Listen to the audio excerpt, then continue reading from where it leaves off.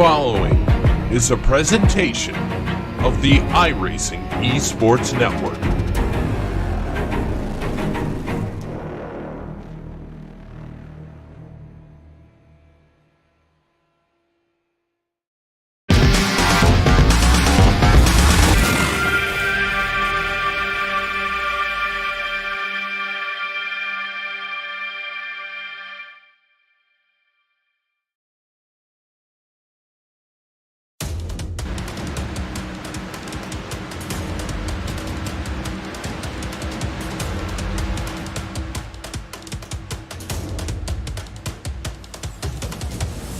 Tonight from the tricky triangle, we get one step closer to naming the 8-car field that will fight for the upcoming 2018 championship. With the playoffs looming now just 3 weeks away, it's an all-new Pocono Raceway on the surface that the drivers will take to. We'll talk about that and more on the ever-evolving championship picture as the night goes on. But as the drivers are trackside at the time when the final warm-up session begins to wind down, as always, we take a step back, look 2 weeks ago from New Hampshire Motor Speedway in this week's iRacing race recap from round number 11.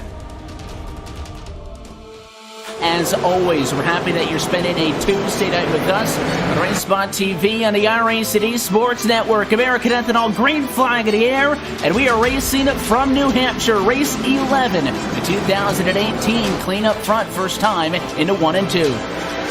It certainly didn't take long for Ryan Luza to take that top spot. Conti to second. The battle rages on for third. Brian Schoenberg loves this racetrack, loves this flat surface, and nearly won a couple of races here. He's in third, and there's Nick Ottinger working to the inside of Hurst.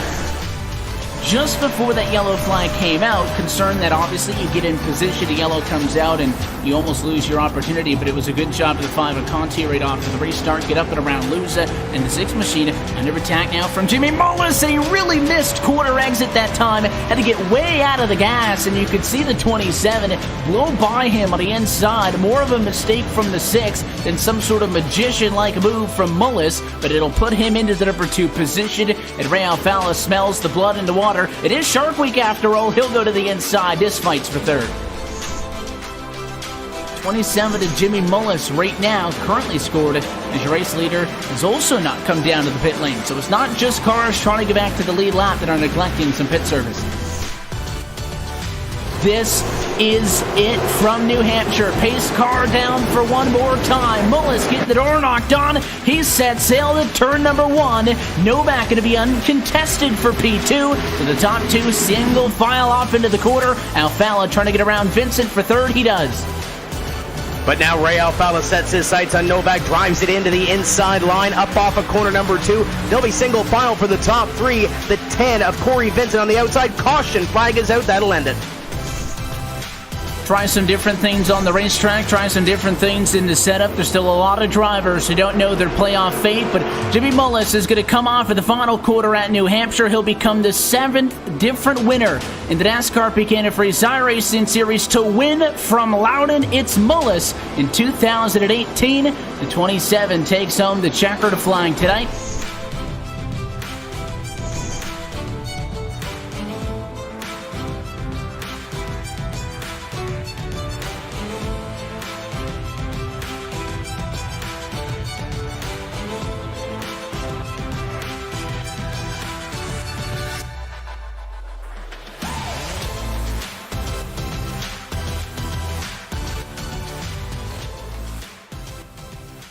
Hi, I'm Marcus Richardson, driver of the number 1 Richmond Raceway Toyota Camry, and you're watching iRacing Live. Oh, that was late. Hey guys! This week, the 6 on my team are Truex, Logano, Larson, Blaney, Chase, and Suarez. For the rest of you, better luck next week. She's missing out, dude. Yeah. The all-new NASCAR Fantasy Live. Visit NASCAR.com/fantasy and build your team today.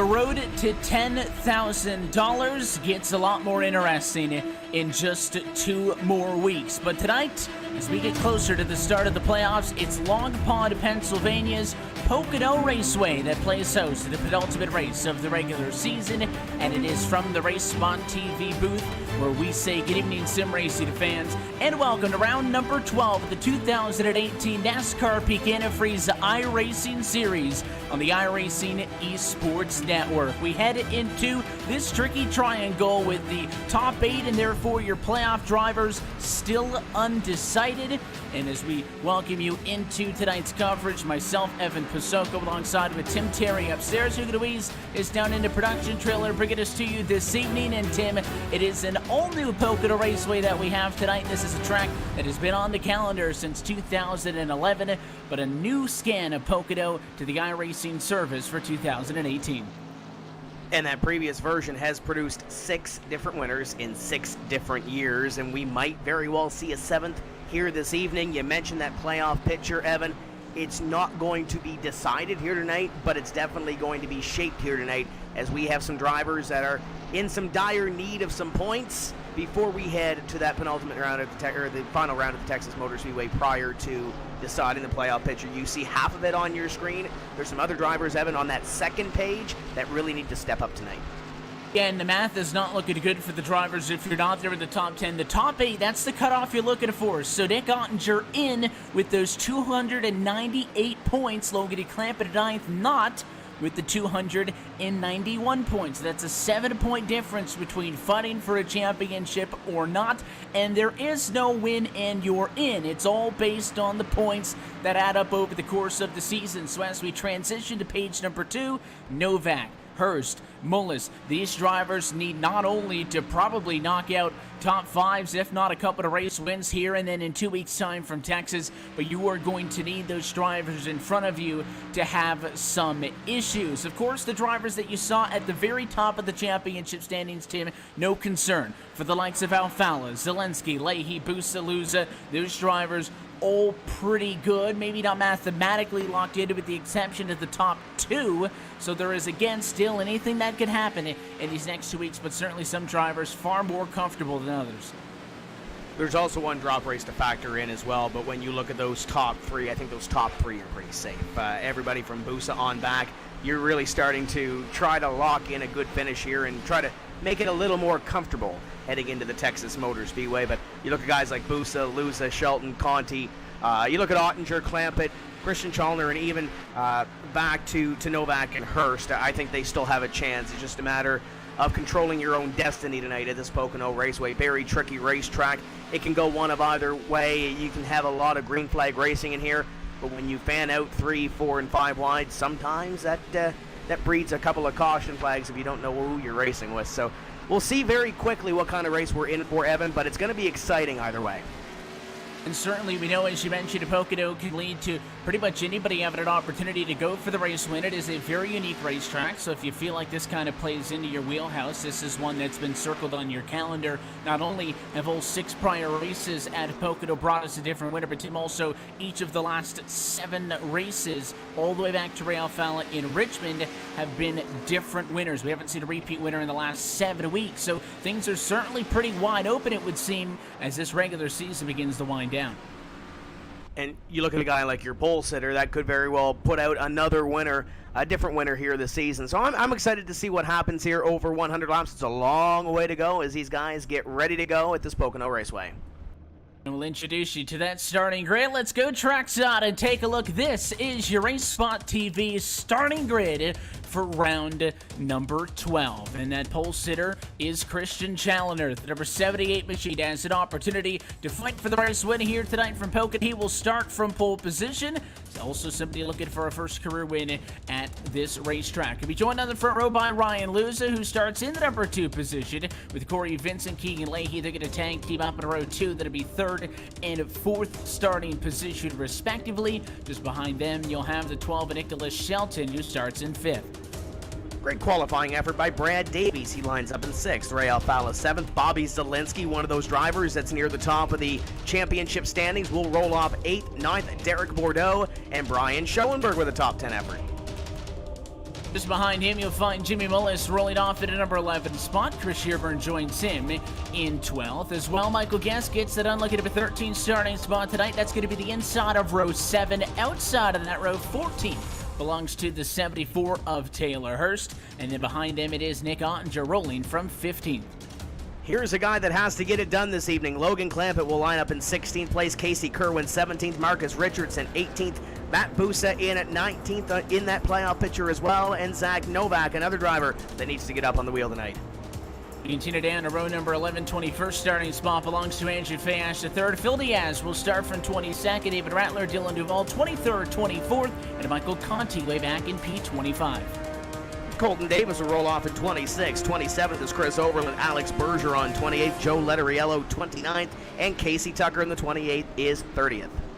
Continuing on through, it is going to be Blake Reynolds starting from 31st position in this one. Ryan Lowe 32nd, Nolan Scott 33rd, Brandon Pipgrass 34th, and Adam Gilliland 35th. That is a look top to bottom at your RaceSpot TV starting grid. One thing you may notice as the drivers pull out onto the racetrack, Tim Terry, there is an absence of Ryan Luza. That car, who qualified in the number 2 position, is electing to start this race from the pit lane. He is not with the field, double up behind the pace car. Very intriguing. We'll have to watch that throughout the evening as Ryan Luza tries to make his way through the pack, but if he can catch a quick caution, he'll be right back up in the game. Minus that track position as Christian Chalner and Keegan Leahy now occupy your front row. A tricky 250 miles sit ahead of us as the pace car gets set to dive down to the safety of the pit lane. As always, we're happy that you're spending a Tuesday night with us on RaceSpot TV and the iRacing eSports Network. The field is going to be in the hands of Christian Challenger. He needs a big night. He comes into this 15 points out of a playoff spot as he takes the green flag, and we go racing for round 12 on 2018. Watch him spread them wide down the front straightaway as Challenger unchallenged for the race lead. First time to turn 1.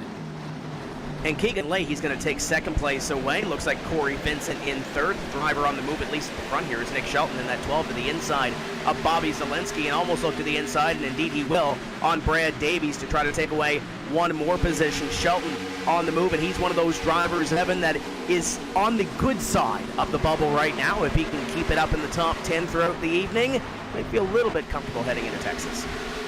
Yeah, just try to maintain really where your run great qualifying effort has with that position. You see the 13-12 are able to sort that out. First fight on the racetrack right there with the number 2 forward of Ray Alfala. It's a fight for P6 and 7, and Alfala does get in front of Bobby Zielinski, so they do swap those positions, and Alfala goes +1 early in this one. This is a very high-speed track down to turn number 1. You're talking about speed close to 210 miles an hour. The straightaways here at Pocono also very long, over 3,700 feet from turn 3 to 1, and right here on the Long Pond backstretch, that's a 3,000-foot straightaway in its own right. So the draft and having cars in a single file line but not being able to separate from one another going to be a big thing to watch this evening as well. Taking a look out to Zach Novak. Novak has picked up 4 positions so far as he tries to make his way towards the front of the field, and looking good so far. One of the biggest movers, albeit we're only on lap number 2. They'll come across the stripe this time by and complete that second lap, and Christian Chalner continues to lead this thing. Keegan Leahy in position number 2 and trying to close in on him a little bit. He's there going down into corner number 1, but not close enough to make the move. You're not close enough yet to make that move. There's also going to be a point in this race when drivers are going to flip a switch and they're going to start to battle for those positions. As you see the fight for the race lead, a lot less space than we had seen before, and this might be a perfect example. Leahy going to flash the nose to the inside of Challenger, and the 78 machine, you can see him, he rolls out of the throttle there. It's almost a game of chicken in that tunnel turn. Nobody wants to go side by side into there. At any other racetrack, if the 24 machine only had that little bit of a nose there, you're probably not getting that spot, but he had that preferred position down low. Challenger did not want to risk it early on, and he lets the 24 going by. I promise you, the 78's not just going to let him run away with this thing. You can see as he hounds him down the front straightaway, but Leahy does make that move by applying the pressure early and changes off for the race lead on lap 3. If that was 3 laps to go and not 3 laps in, as you mentioned, I think that would have been a different outcome, but it is still early in the race. You have to get to the end of the race in order to score those points and get those finishes. As we drag race down into corner number 2, the 78 at Challenger continues to get in the slipstream of that number 24 of Keegan Leahy. As you see the speed shot down there, Ray Alfala looking to pick up a position on Nick Shelton as they went through, and I believe Ray Alfala will move that position up and put himself in the top 5 early. But Shelton, as you see here, trying to go to the inside, nothing doing down into 3 as they continue to battle. Bordeaux right behind, having a great run early so far, and there's our winner from 2 weeks ago, Jimmy Mullis, trying to make up a couple of positions as well. He's coming off that high of that first victory and looking for another one here, albeit Loudon's a different animal than what we see here at Pocono. Yeah, Pocono is certainly a very unique racetrack in its own right. We mentioned that it is a new scan of this Pocono Raceway on the iRacing service, but all of the quirks you know about this racetrack remain the same. And the car into the outside wall, that was the 04 machine. Big hit for Bordeaux as she rode on board with Jimmy Mullis there. The 04 slaps the wall hard coming out of turn number 1, and it'll create a side-by-side situation now down into the tunnel turn. Not a lot of room for Brian Schoenberg up top in the 04 after getting into the fence, aggressive to get one of those positions back, and it's really packed up this whole group, and a lot of cars squished together. You see the 83 and Zelensky got a roll out of the gas there. That was a big hit though for the 04. Curious how much damage that might have caused as we go a little bit 3 wide as Schoenberg tries to go low. Zelensky beats him to it. It could have been a lot worse for Bordeaux, but as you see, they're continuing to push and shove a little bit. There's Logan Clampett wanting to get a little bit closer towards the front of the field. When you see those positions so close to you and you think you have a faster race car, it's a little bit easy as a 55 and 04 make contact, 4 in the wall, and there we go. We're going to stack 4 up. Caution flag will fly. Same spot on track as you see the 04 lock it up. He's in the middle of traffic. They'll split high, they'll split low. And Derek Bordeaux does not get tagged by any other cars. That's the same spot that he had made that mistake the lap prior, and this time he was on the outside of Brian Schoenberg. The 55 started to push up the racetrack, and there was really nowhere for the 04 to go at that point. He just got squeezed up into the outside wall, and the bad news for obviously Zelensky and Clampett is he comes off of the outside wall.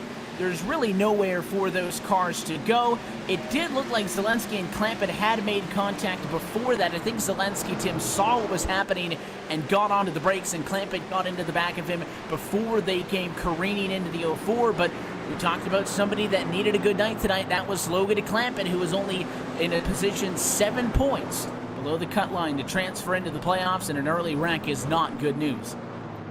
It's going to make Texas a little bit harder for Logan Clampett and the Clamp Nation fans to try to stomach and get through. But as I was about to say, when you get everybody so close together, if you're a guy like Logan Clampett and you see those positions and you say, hey, I think I'm a little bit faster than these drivers in front of me, and you try to get by and something like that does happen, you get stuck behind the 8 ball as you see a little bit of damage to the front end of the Richmond Raceway, number 46. Tough break for him, but there's still a long way to go, and I'm sure he'll bring it down pit road here, get some damage fixed to that race car, and there's still 93 laps to go, so I'm sure he's going to salvage whatever that he can, because this is going to be pivotal in this points chase.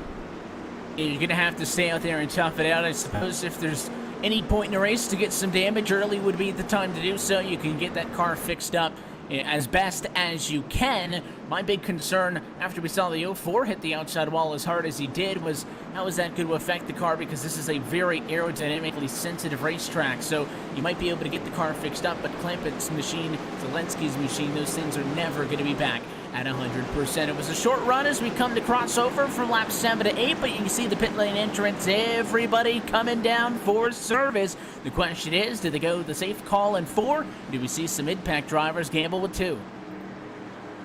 If you're going to gamble, I think this is the time to definitely do it, because you are early in the race. You still have a lot of laps left to go as the drivers come down to their pit boxes and get service on their race cars. Leahy is in, and Vincent is in, the 78. And as you see on your screen, the only car out there is the pace car as we await those drivers to come off a pit road. And Evan, it looks like for the most part your front runners are taking 4. It looks like the 4-tire call is going to be the way to go. The 24 leads in, and he will win that race off of the pit lane as well. Keegan Leahy, nice and easy. He goes for the 4-tire call and there is no exchange of position, at least on the front row. Second off, you see the running order: Challoner, Vincent, then Shelton picks up a few spots, and Mullis slides in there as the fifth car off of the pit lane. But it was certainly a barren front straightaway when everybody came down to the pit lane. Maybe a couple of drivers mid-pack might have been able to sneak in, go for two. I agree with you, Tim, that if somebody's going to make a call like that, I think this early stage would be the time to do so. But at least at a first glance, looks like that 4 is the overwhelming majority on the decision. You see a guy like Zach Novak picking up a few positions as well, moving up a little bit further into the top 10, but I think for the most part everybody's been playing it safe right now. Keegan Leahy, Christian Challoner were battling for those top 2 positions prior to that caution flag, and looks like they're going to do it once again when we go back to the green flag, but there's a lot to be decided. These restarts are absolutely phenomenal here at Pocono. You see the drivers fan out 3 and 4 wide, and everybody is so close. You think you can get a couple of positions, and you better do it while you can, while everybody's bunched up on the restart. So when we do go back to green here, this one is going to be pretty intense. Yeah, it's long and it's so wide that they have the space. As you see us come by the front straightaway now, there's at least five lanes of traffic up on the racetrack itself, and if you want to, you could go down into where the checkered pattern is and over the logos. I guess it's part of the racetrack, no double yellow line, so we didn't see that on the first restart of the race, obviously, but as we get later and later and the stakes get higher and higher, certainly you're going to see drivers utilize as much of that asphalt you see for the inside to the outside wall. That's all fair game on a restart and on that run down to quarter number 1. Lights going on top of the base car, so we're going to restart the next time by. Only 9 laps going to be complete of the 100 on the board this evening, so still 91 laps to go. There is a lot still to be decided this evening, Tim, but we talk about this Pocono Raceway, we talk about how unique it is. It's simply a triangle. There's no fancy term like a tri-oval or a quad oval, none of those fancy racing terms that we give to some of these tracks. It's a triangle. Turn 1, 14 degrees, the most banking you'll find on this racetrack, modeled after the Trenton Speedway. Then we go down to turn 2, that tunnel turn that we've already talked a little bit about this evening. That one modeled after the Indianapolis Motor Speedway with 9 degrees of banking, another racetrack that drivers would prefer not to go too wide into a corner at. And then that big, wide, sweeping, and flat turn 3 that is just 6 degrees of banking, that is designed after that of the Milwaukee Mile. That's why this racetrack is so difficult to get around. You got 3 very different corners that drive very differently.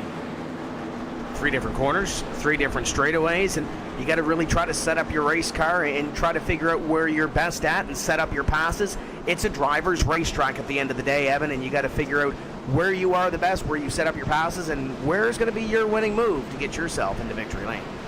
We'll oftentimes see drivers really focus in on one corner. They set their car up for that corner, and that's where you got to make up your time. We'll see if some drivers start to get better at certain ends of the racetrack than others as the race goes on. But the pace car heads in this time, and we're set to go back. Green flag racing in the 24 wastes no time at all. It's all Keegan Leahy to turn 1, but it is a bottleneck behind for second. Leahy gets a great start, but that battle for second continues to heat up. Vincent will take position number 2. Challoner moves up on the outside. Are we almost 3 wide? They almost thought about it. Nick Shelton thought about putting the nose in the middle, but he falls back in behind Challoner. Ray Alfalfa now to the inside as he is looking at Jimmy Mullis right ahead of him, and behind them they're 2 by 2 by 2. And it'll be 2 sets of 2 to the tunnel turn, but that 78 of Challoner trying to hang on the outside. There's not a lot of grip up there. You really want to dive it down into that corner, and it's going to be enough to give the 27 of Mullis back that number 2 position. Challoner did not have a fantastic restart, but it wasn't as atrocious as all of these positions he's dropping might have made you think, but he certainly got going off on the wrong foot. He loses another position. As you see that 2 machine slot up in front of him, I'm sure he'll give Ray Alfalfa a push all the way down to turn 1. And it's going to allow him to get ahead of Nick Shelton for that position and see what he can do to try to get back by the 2 of Ray Alfalfa. The 12 of Shelton falls in behind, and that last lap or so, you see the 12 of Shelton go low and think you're going to make the move, and then kind of backs out of it, and maybe trying to bait and switch some of these drivers and try to pick up a position or 2. But you look back to Challoner as he challenges Alfalfa. That is now a battle for position number 4. Your top 3 have a little bit of distance between themselves. Closest battle on the racetrack, at least up front, is this one right here. And they continue to run again in that single file line. That draft is going to ensure that even if they're not side by side, it's certainly a battle, because this driver is going to be able to stay glued on the bumper of one another. Just look how tightly packed together they are and how close some of those cars cut it up to the outside wall as they come into turn 3 and down the front straightaway.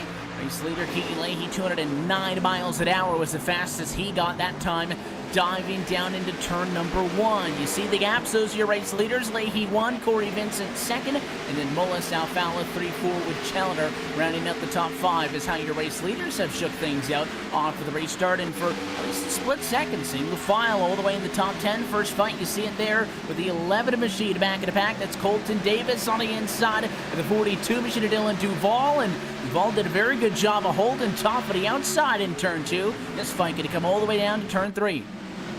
And it's been a while since we've seen Dylan Duval in this series, so great to have him back, but he's battling in the middle of the pack now. As you mentioned, Colton Davis gave him a little shot going down into corner number 3, but he'll maintain that position behind. It looks like Nolan Scott, Joe Letteriello battling for position as they get back to single file racing. Looks like Schoenberg just a little bit ahead of them, spoke the nose to the inside, but other than that, status quo. Everybody's single file, picking up a couple of spots. Shearburn goes high in front of them, but everybody's single file, trying to pick off those quick passes, Evan, and not really disturb a whole lot as they try to make their way towards the front of the field. There's the one of Richardson trying to make something happen on the inside of Shearburn. Shearburn lost a couple of positions, and looks like he's going to stop the bleeding here ahead of the 1. He's going to be able to tuck back in line there as they run pretty much center of the pack in front of them. There's a lot of 2x2. You see that headed on the left-hand side of your screen. The 14 to Casey Kerwin just being able to get on a bye on the inside of the racetrack. He and the 54 kind of formed up a little bit of a freight train, and the 14 wants to go as well. Not the best exit for Michael Guest. Is going to set Casey Kerwin up for P10 as they race all the way down to turn number 1. Even that slightest bit of a better exit as he clears and now dives at the corner. That little bit of a difference pays off on that long straightaway. And with the 54 pinned up top, it's not going to be the only position he loses. The 13 comes on by, and he'll slide right up in front of him and shut the door. This might be the greatest early run that we've seen so far this season out of Michael Guest. Yes, he's had a couple of top 5 finishes, Evan, but when you look at the 54, we're used to seeing him outside the top 20 or so, and then all of a sudden at the end of the race, he's just there. He's in the top 10, he's in the top 5, but now he's got a great qualifying effort and starting up front and knocking on the door of the top 10 as he battles with Michael Conti and the 1 and Marcus Richardson. Phil Diaz behind them having a great run as well, and there's Brad Davies and Casey Kerwin continuing to go at it. So give a call out to Michael Guest early in this race as he runs near the top 10 as we work lap number 15 of Pocono Raceway. And about match now the green flag distance that we went on that very short first run before we saw an incident at a quarter number 1 that brought out the one and only caution flag thus far in this race. 85 laps to go on the board. The next time by, you ride on board with Joe Letteriello right now, scored in 21st, and it might not show up as much as if it was a driver up inside of the top 10, top 15 making some of the moves, but Letteriello's had a very good night as well as he now has the 6th car on his left-hand side. You also have the live look-in on board with the driver of the 57 machine. He's made up 8 spots, and of course, as soon as I bring that up, he loses 2 of them. The 6 Aluza gets on by, and that 77 Fayash in a very good position to challenge him off of the corner. But Letteriello looks like he'll pull the defensive run off and at least hang on to one of them. Still 7 spots, therefore, in front of where he began.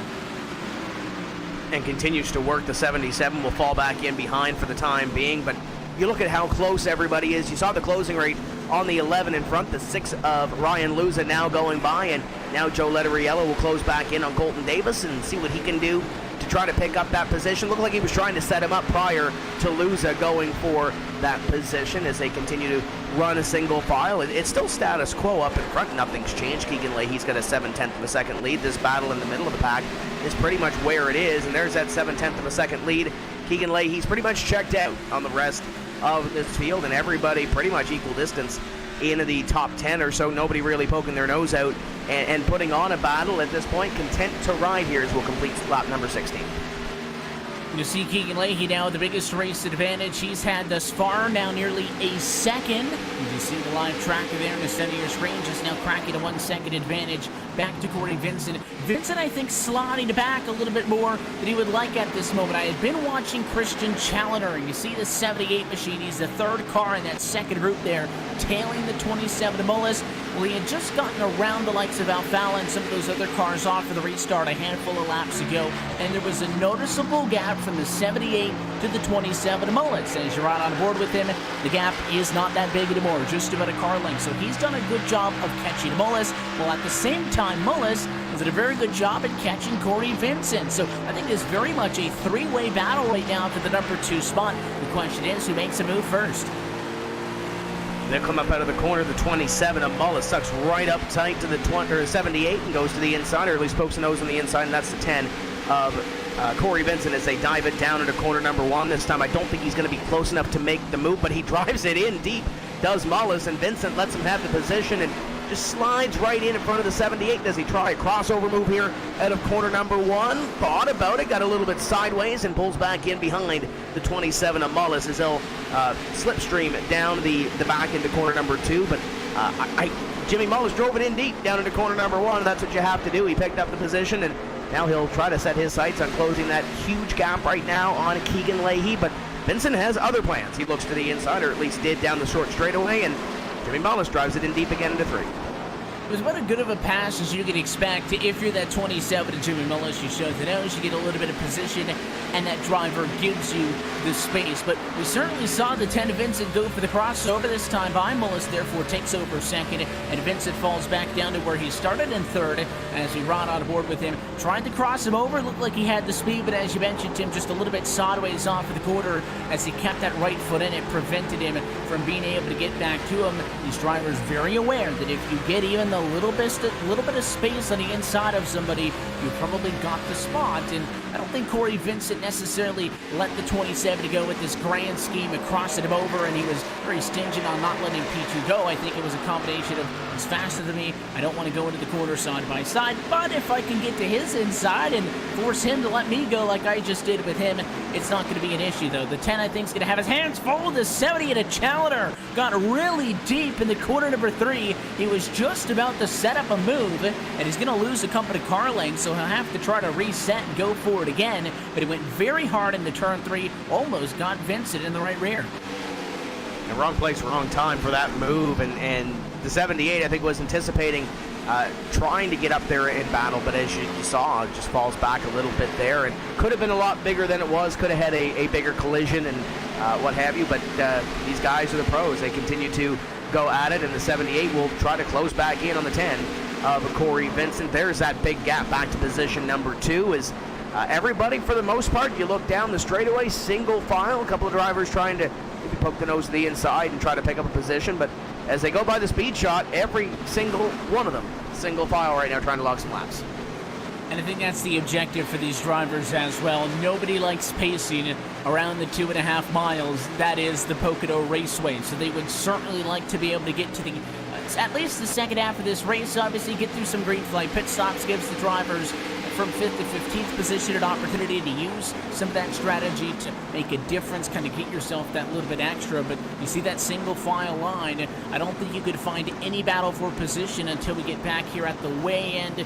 You'll see the likes of Logan Clampett and some of those other damaged race cars. I don't think you're going to find a group of cars any more than maybe 4 or 5 car lengths apart. You do have those pockets here and there, and that is the draft, keeping everybody nice and cozy. Ride on board with the driver scored in the number 7 spot. That's Nick Shelton. Ray Alfala right in front of him in the number 6 spot. But the big mover in all of this is one more car forward in line. That 15 machine of Zach Novak started 20th.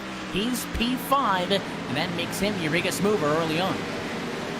And we came in talking about this points picture, and Zach Novak is one of those drivers that's on the outside looking in. He sits in position number 11 right now, and when you look before the drop, there's 19 points between himself and the bubble driver Nick Ottinger, but there's so many moving parts in that points battle as Novak goes up the racetrack a little bit here and sees that little battle in front of him between the 78 of Challenger, the 10 of Corey Vincent. They'll swap that position for the time being, but there's so many moving parts in this points championship battle, or at least to try to get in to the playoffs, that Zach Novak cannot control his destiny, or cannot control the destiny of guys like Shelton, Conti, Ottinger, Ryan Lewis, and Matt Boosen for that point on the good side of the bubble, or Logan Clamp, Christian Challenger, but he can control his own destiny, and the only way to do that, Evan, is to run up front like he's doing and do what he can to collect maximum points. Right now in 5th, and a part of this battle right in front of him here that winds all the way up to position number 2.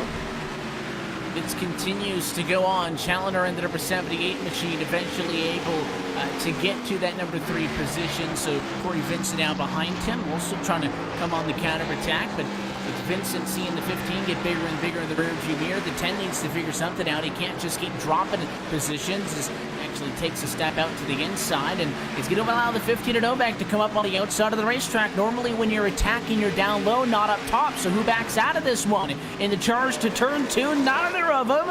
And the 15, by the time they got to the center, said, all right, you win this one. And the 10 slides on by on the inside of the racetrack. Just wanted to note as well, we took a look just a moment ago on the left-hand side of your screen, the intervals, how many positions drivers have made up, how many positions drivers have gone down. It's a good look at who started where, who runs where, all with the exception of Ryan Luza. Again, that stat will show you negative 15 because he qualified in second. But if you remember, if you're just tuning in, Ryan Luza started this race from pit lane, did not join the field for the drop of the green flag, so he didn't really start second. He kind of started way back in 35th, so he's already clawed his way up to P15, more than halfway through to the front. And we set off the hop. If he can get a quick caution and get everybody bunched up, he'll have the opportunity to come through the field, and it looks like he's done that so far, and still has a little ways to go. But keep in mind, we're going to cross in another lap and a half or so the quarter distance mark of this race, so we still have a lot of laps to go here, and a lot of time for Ryan Luza to make up a little bit of time as you look back from the 74 of Hurst back to Shearburn. There's the 1 of Marcus Richardson in the battle as well. Nice little battle here. It's a good little battle that you're keeping an eye on, and at any moment, 2 cars behind them could go side by side. A couple of cars in front of them could go as well, as you see that number 1 machine actually go down to the inside, try to take that line away. So the attacking Taylor Hurst is on the outside of the racetrack. He'll get the spot, and the 36 wants to come as well. Chris Shearburn tried to sneak in there before Richardson could step back up in line, and the one kind of abruptly darted back up the hill, so Shearburn went a little bit wider in the corner than he would have liked, and he's not going to be able to get that position. In front of them, a fight now with the 14 to Casey Kerwin. He makes a move to the inside of Schoenberg to the tunnel turn. Both of them hold true. The 55 better run off as he scrapes the wall and showers some sparks on the cars behind him. Now here comes Hurst. Like I said, side-by-side fight here. Could easily shuffle up into a handful of positions up for grabs in a blink of an eye. That 74 car has been quick on the longer run here this evening and picks up a couple of positions, and it almost looks like the last lap or so a switch was flipped, and it's almost like some of these drivers have got to that point in the run where the cars get a little bit free. They start to skate a little bit more. Saw Brad Davies a couple laps ago to turn 2 get a little bit sideways and fall back a little bit off this battle. He's still in touch with this battle back there with Luzes. The 74 comes off the corner and goes down to the inside a little bit. Looks like some of these drivers are starting to get these cars a little bit out of shape, and it's making an interesting battle for some of these drivers as they try to stick handle the race cars. Yeah, the 55 is where all of that started. He got loose coming off of the corner there, and then everybody all wanted to be the person to pick up the positions. They were 4 wide at one moment, down into the corner. Schoenberg wanted nothing to do with that, so he backs off. That's why the 55 ends up losing a lot of positions in that, because he was not willing to play the game everybody else was into the tunnel turn, and you'll even see him that time off of the corner. He'll drop to the back, and he's maybe not feeling the kind of action that these guys are racing with just 27 laps into this race. But Tim, as you noted, passing quarter distance in this race. This portion of tonight's broadcast is brought to you by Peak Antifreeze and Coolant, the official antifreeze of NASCAR and proud title sponsor of the NASCAR Peak Antifreeze iRacing series. As we close in now, nearly 20 laps into a green flag run, and about halfway through what you can do on a fuel run. And you see some of these drivers trying to get to that first pit stop per se and try to make those adjustments. And as you saw Brian Schoenberg fall back from this battle a little bit, you see the 16 and Nolan Scott now pressuring Blake Reynolds in the 66.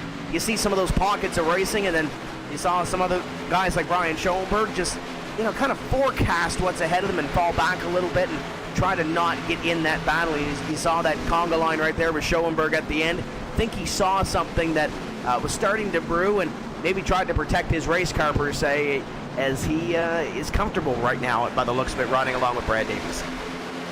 finally in a comfortable position. Race leader just went around Derek Bordeaux. He drops down another lap. Bordeaux is down 7 laps, but on track. Adam Gilliland is actually out of this race in the 8 car, so Bordeaux's going to pass him, and you will see Bordeaux become the 34th placed car on the racetrack with Gilliland's DNF. So other than that, though, there's 33 cars still racing, and all of them are on the lead lap, with the exception of Bordeaux. And the amount of spacing you're seeing now between your race leaders certainly not as severe as it was before, so we don't expect that to be a huge issue for your race leaders as they try to work around the lap traffic. You can just see how visibly damaged that 04 of Bordeaux is after he got into the outside wall on one occasion and then got into it again, and that was the one and only incident that we have seen thus far. Watching the fight now for second position, though, as Keegan Leahy really takes off. He's now over 2.5 seconds in front of the group here between Mullis and Challoner. 78, you take a look off of the back end of the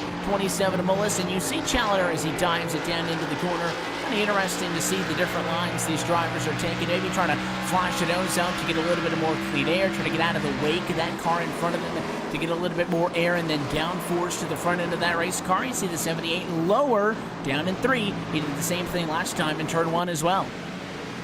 27 of Mullis will come off the corner, though, with that battle. You'll look at the 78 car. Challoner looks to the inside down the front straightaway to try to see if he can't take it away down into corner number 1. We've seen Mullis drive it in deep into turn 1. He won't do so on the outside, but he'll have that momentum, a little bit sideways, a little bit of a bobble. The 78 will capitalize, come up out of the corner. The 27, though, will still have that nose there, and the 78 car will make that move. He'll move up to position number 2, and Jimmy Mullis, man, he put up a fight on that outside line, but he'll fall back to position number 2, and maybe one more. Here comes the 10 of Corey Vincent. Vincent trying to capitalize as well.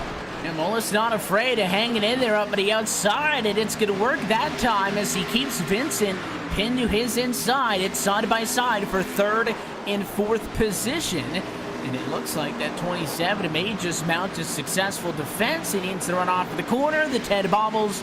And yes, he will. Great driving by Jimmy Mullis. Despite the fact that he loses a position that lap, he only falls to 3rd. And you can see on that camera shot as they came into turn 1, the 27 was still on the outside of Challoner, and the car started to brake sideways, and it was a wise decision at that juncture for Mullis to say, all right, you got me this time, roll out of the throttle, or things could have got pretty interesting to say on that part of the racetrack. It is interesting, Tim, that we see how loose handling these race cars are, and we kind of broke down how the quarters are here at this Pocono Raceway. 14 degrees in 1, 8 degrees in 2, and 6 degrees in 3.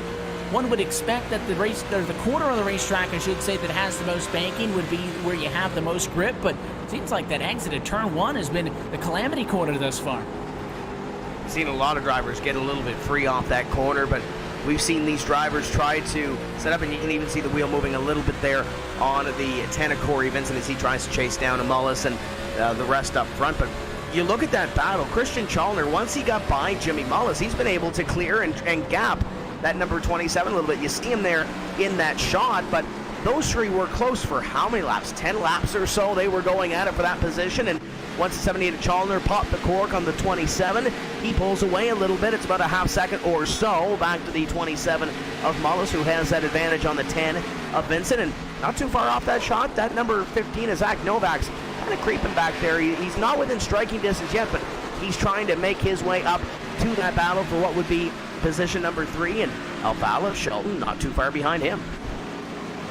I just continue to be impressed by the amount of distance that Keegan Leahy is pulling. There's really no advantage if you're the driver of the 24 right now to be pushing that race car on the absolute edge. If you've got 3.3 seconds to work with, use those 3.3 seconds, but he's about a 10.5 faster every single time around, which bodes well for the 24 machine, obviously. If he'd be able to find a race win here tonight, obviously he'd help his case as he enters 3rd in the championship, and not really in a concerning situation as far as not making the cut line. I think we're pretty certainly he's going to be in the playoffs and should be a favorite, I would argue, headed into the playoffs this year. But if you could pull one out tonight, it would be his 3rd on the season. It would tie Luza for the most out of any drivers thus far on 2018. I know it's early. I know we're only at lap 33 or 100, but that 24 is gone. There is nobody remotely close to him as you see Challoner come in some 4 seconds or so behind him. we've seen some of these races come down to late race dashes, some cautions at the end.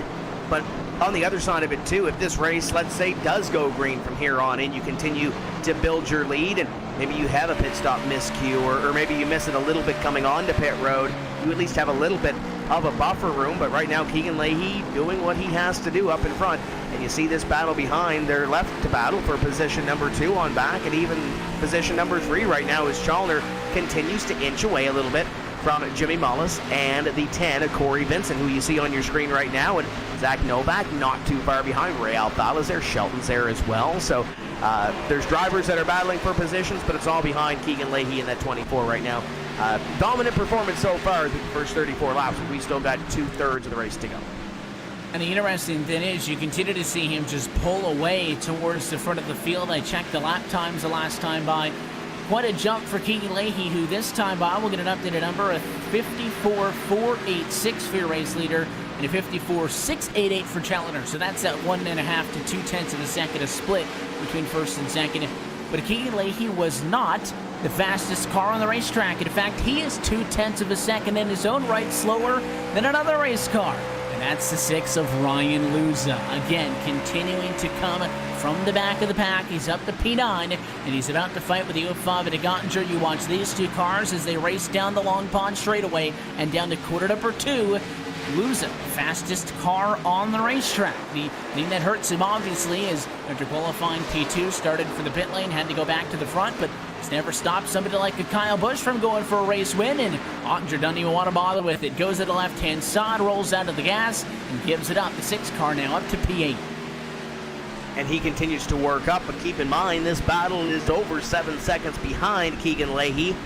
When you look at those last laps, a couple laps ago, you mentioned Keegan Leahy was up in the 54.4s and now a 54.35 that last lap by. Been watching that battle with Jimmy Mullis and Corey Vincent. Yes, they've been falling off, but not too much compared to some of the others in the field. Last lap by for Mullis was a 54.49.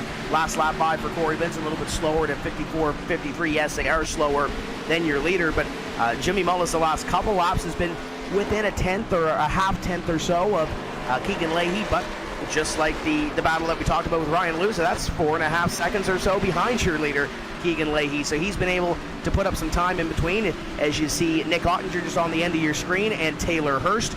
Talked about Hurst being fast on the longer run, and he continues to show it. Maybe not as fast as Ryan Luza, but he's still making up positions and following along. It's almost like there's a tow rope between the 6 and the 74.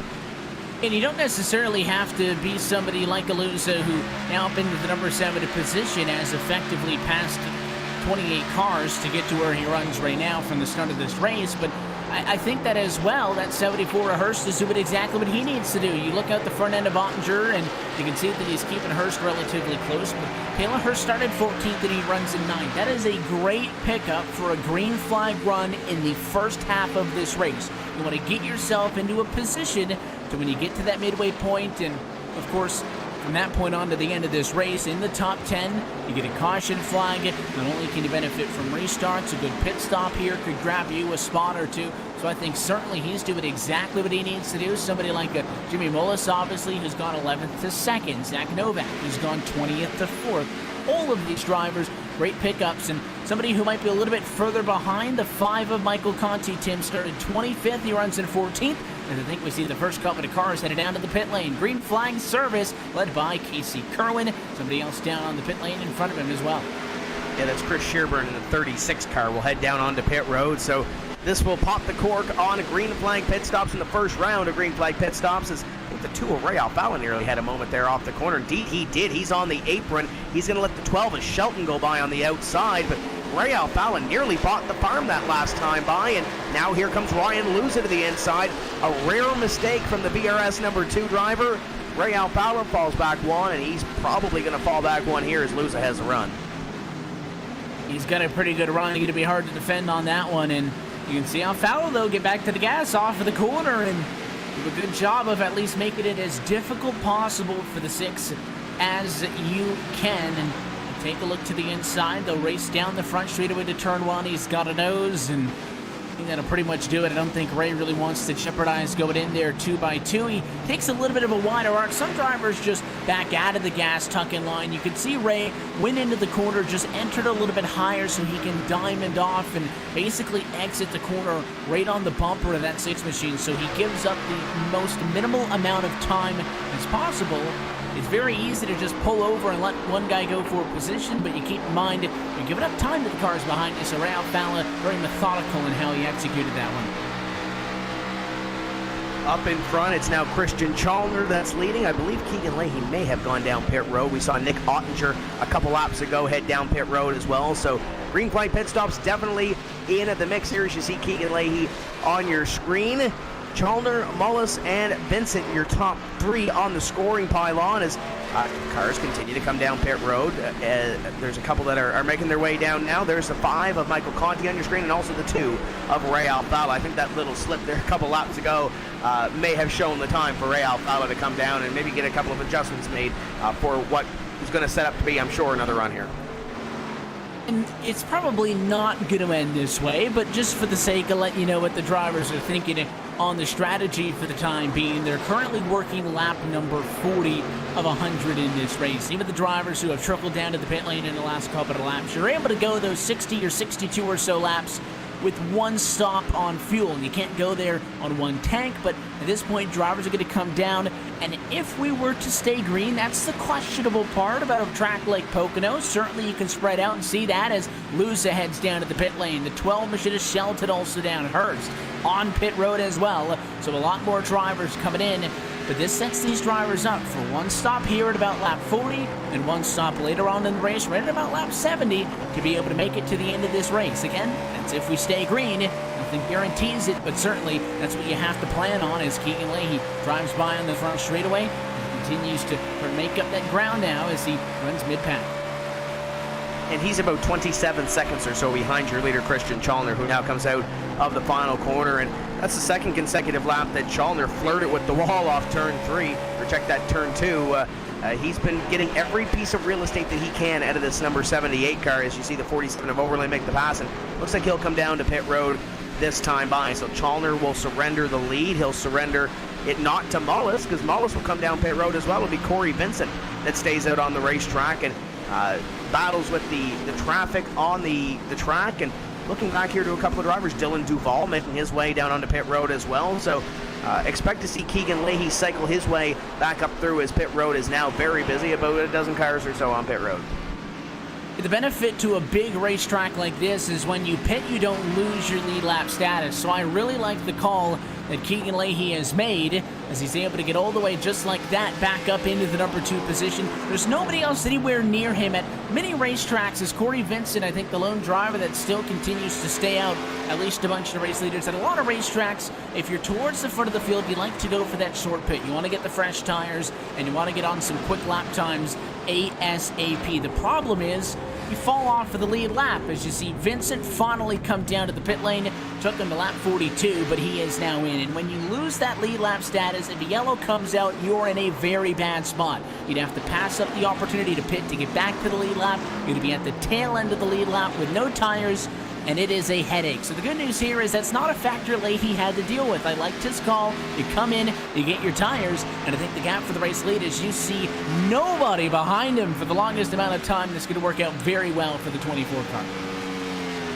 Leahy will go back up to the top of the board. And I'm surprised we don't see more drivers trying to stay out and try to do some sort of fuel strategy, because we're typically seeing it at some of those racetracks that do produce green flag runs, especially those at the back that might not have the opportunity, we might not talk about all night long, but they'll try to get up there with a little bit of strategy at the end to try to capitalize on at least a top 5 or a top 10 finish as Ray Alfalla makes the move on Nick Ottinger to go by and pick up a position, try to get himself a little bit closer towards the front of the field and get himself a little bit closer to Keegan Leahy, and that would be the battle right now behind the 24 car for position. So Ray Alfalla right now position number 2 as they'll work around this time, and Keegan Leahy should hop back up to the top of the leaderboard.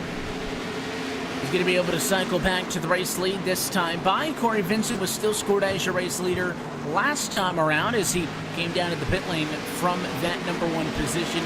You see that battle for 2nd, 3rd, 4th, and you're everybody else cycle now off the quarter, but it'll also give us, for the first time, a look at what that interval is going to be between Alfala and Leahy. It is 10.5 seconds between first and second as we watch a little bit of 3-wide action down into the corner. It's Hurst on the inside, Mullis in the middle, and the 11 car slow in the center of the corner, and no mercy for Colton Davis as they all stay in it. The 13 flirts with some 4 wide. This going on mid-pack, but you'd think it's a battle for the race lead.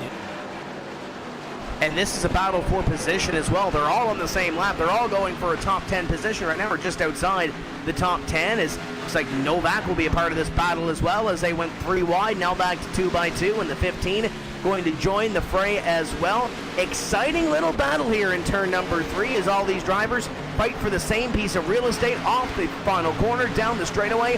Hurst is going to take the position, and as you mentioned, Colton Davis was 3 wide in the middle, didn't pull his foot out of it, and for reason you see now, he's battling with Brad Davies, and right now those two are putting on a show. It certainly put it on a show. The 11 was the one getting caught up to, and you see the 15 now dart to the inside. Eventually, that trio is going to be able to get around Colton Davis, but really in a difficult position where he couldn't do much by lifting it because he had a car behind him, a car on his left-hand side, a car on the right-hand side, and as those drivers, you might have maybe considered backing off and giving the 11 machine a break, but kudos to those drivers. They were able to keep it in it, and at that point went 3 wide off the quarter at Pocono, where many drivers have struggled tonight just keeping their own car out of the outside wall. That battle will now bypass the 11 as you see Davis fall off, and the 3-way fight continues, and they go up and harass the next car in line as they'll continue to fight with each other while at the same time making up some time in the cars in front of them. Intriguing little battle here. Jimmy Mullis was one of those drivers within the top 5 or so. We're flirting with it, as well as the 15 of Zach Novak, but we see that little difference in between those drivers when they came down pit road or decided to peel off for service.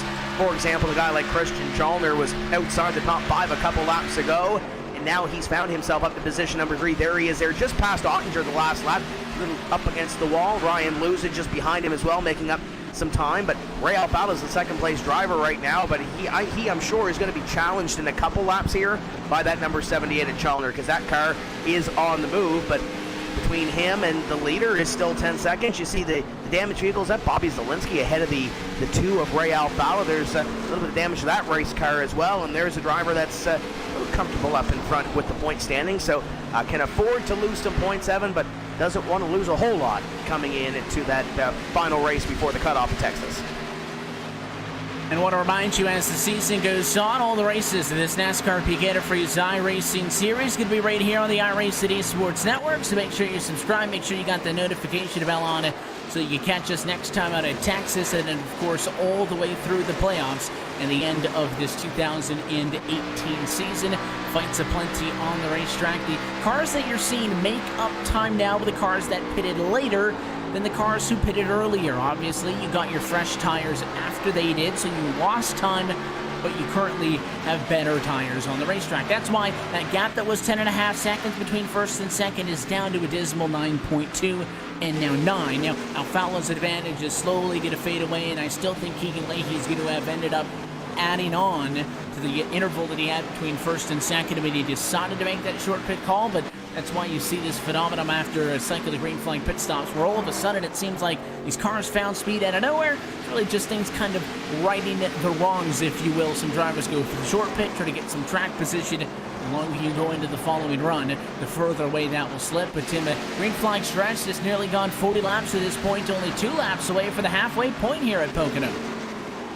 And you look at the little freight train that's starting to build behind as they put a lap on Derek Bordeaux, and the 04 car continues to make his way around here to try to pick up what he can. But look at that little freight train right behind there. It's kind of disbanded a little bit, but Schoenberg in the 55, I believe that is, or that might be Conti in the 5 car. Indeed, it is Conti in the 5. The 74 Taylor Hurst to the upside. The 27 of Mullis continues to be in the battle. And Zach Novak really hasn't been able to pop the cork, per se, on this battle, but he continues to methodically work his way to the front of the field. You saw on the side of your screen there the 12 of Shelton tried to make move in the 05 of Ottinger. As the green flag pit stops happen, it's kind of shaken up the lineup a little bit, and some of these drivers that were a little bit quicker earlier prior to that green flag run are now trying to make their way back up to the front. Hello, Zach Novak goes to the inside of the 5 of Conti, and the 27 of Mullis going to follow through. So the forefront number 5 going to fall back 2 positions here, and looks like the 27 of Mullis has the coupon book out. He's going to try to take 2 for 1 in this lap. Amazes me how hard these guys just continue to push it all the way through the course of a 30 or so lap fuel run. 2 cars in that group you saw in that overhead shot got up against the outside wall coming out of the tunnel turn, and yet they act like nothing's wrong as they, shoot some sparks off as they brush up against the fence. Nobody's really hitting the wall. They're not really getting any damage from it, but you want to talk about using every little bit of real estate you can. Perfect example in this little bit of a mid-pack angle. Look in front of them, the 14 to Casey Kerwin, the 36 machine to Chris Shearburn. They're side by side for position, and Kerwin again holding strong up on the outside is going to successfully defend for the time being. Shearburn can't set him up down to turn 2, so the next fight's going to be behind them. Plenty of action. Hurst sideways behind. He'll lose out in a fight with 1 car, and 3 wide now to the inside. It's Zach Novak to turn 3.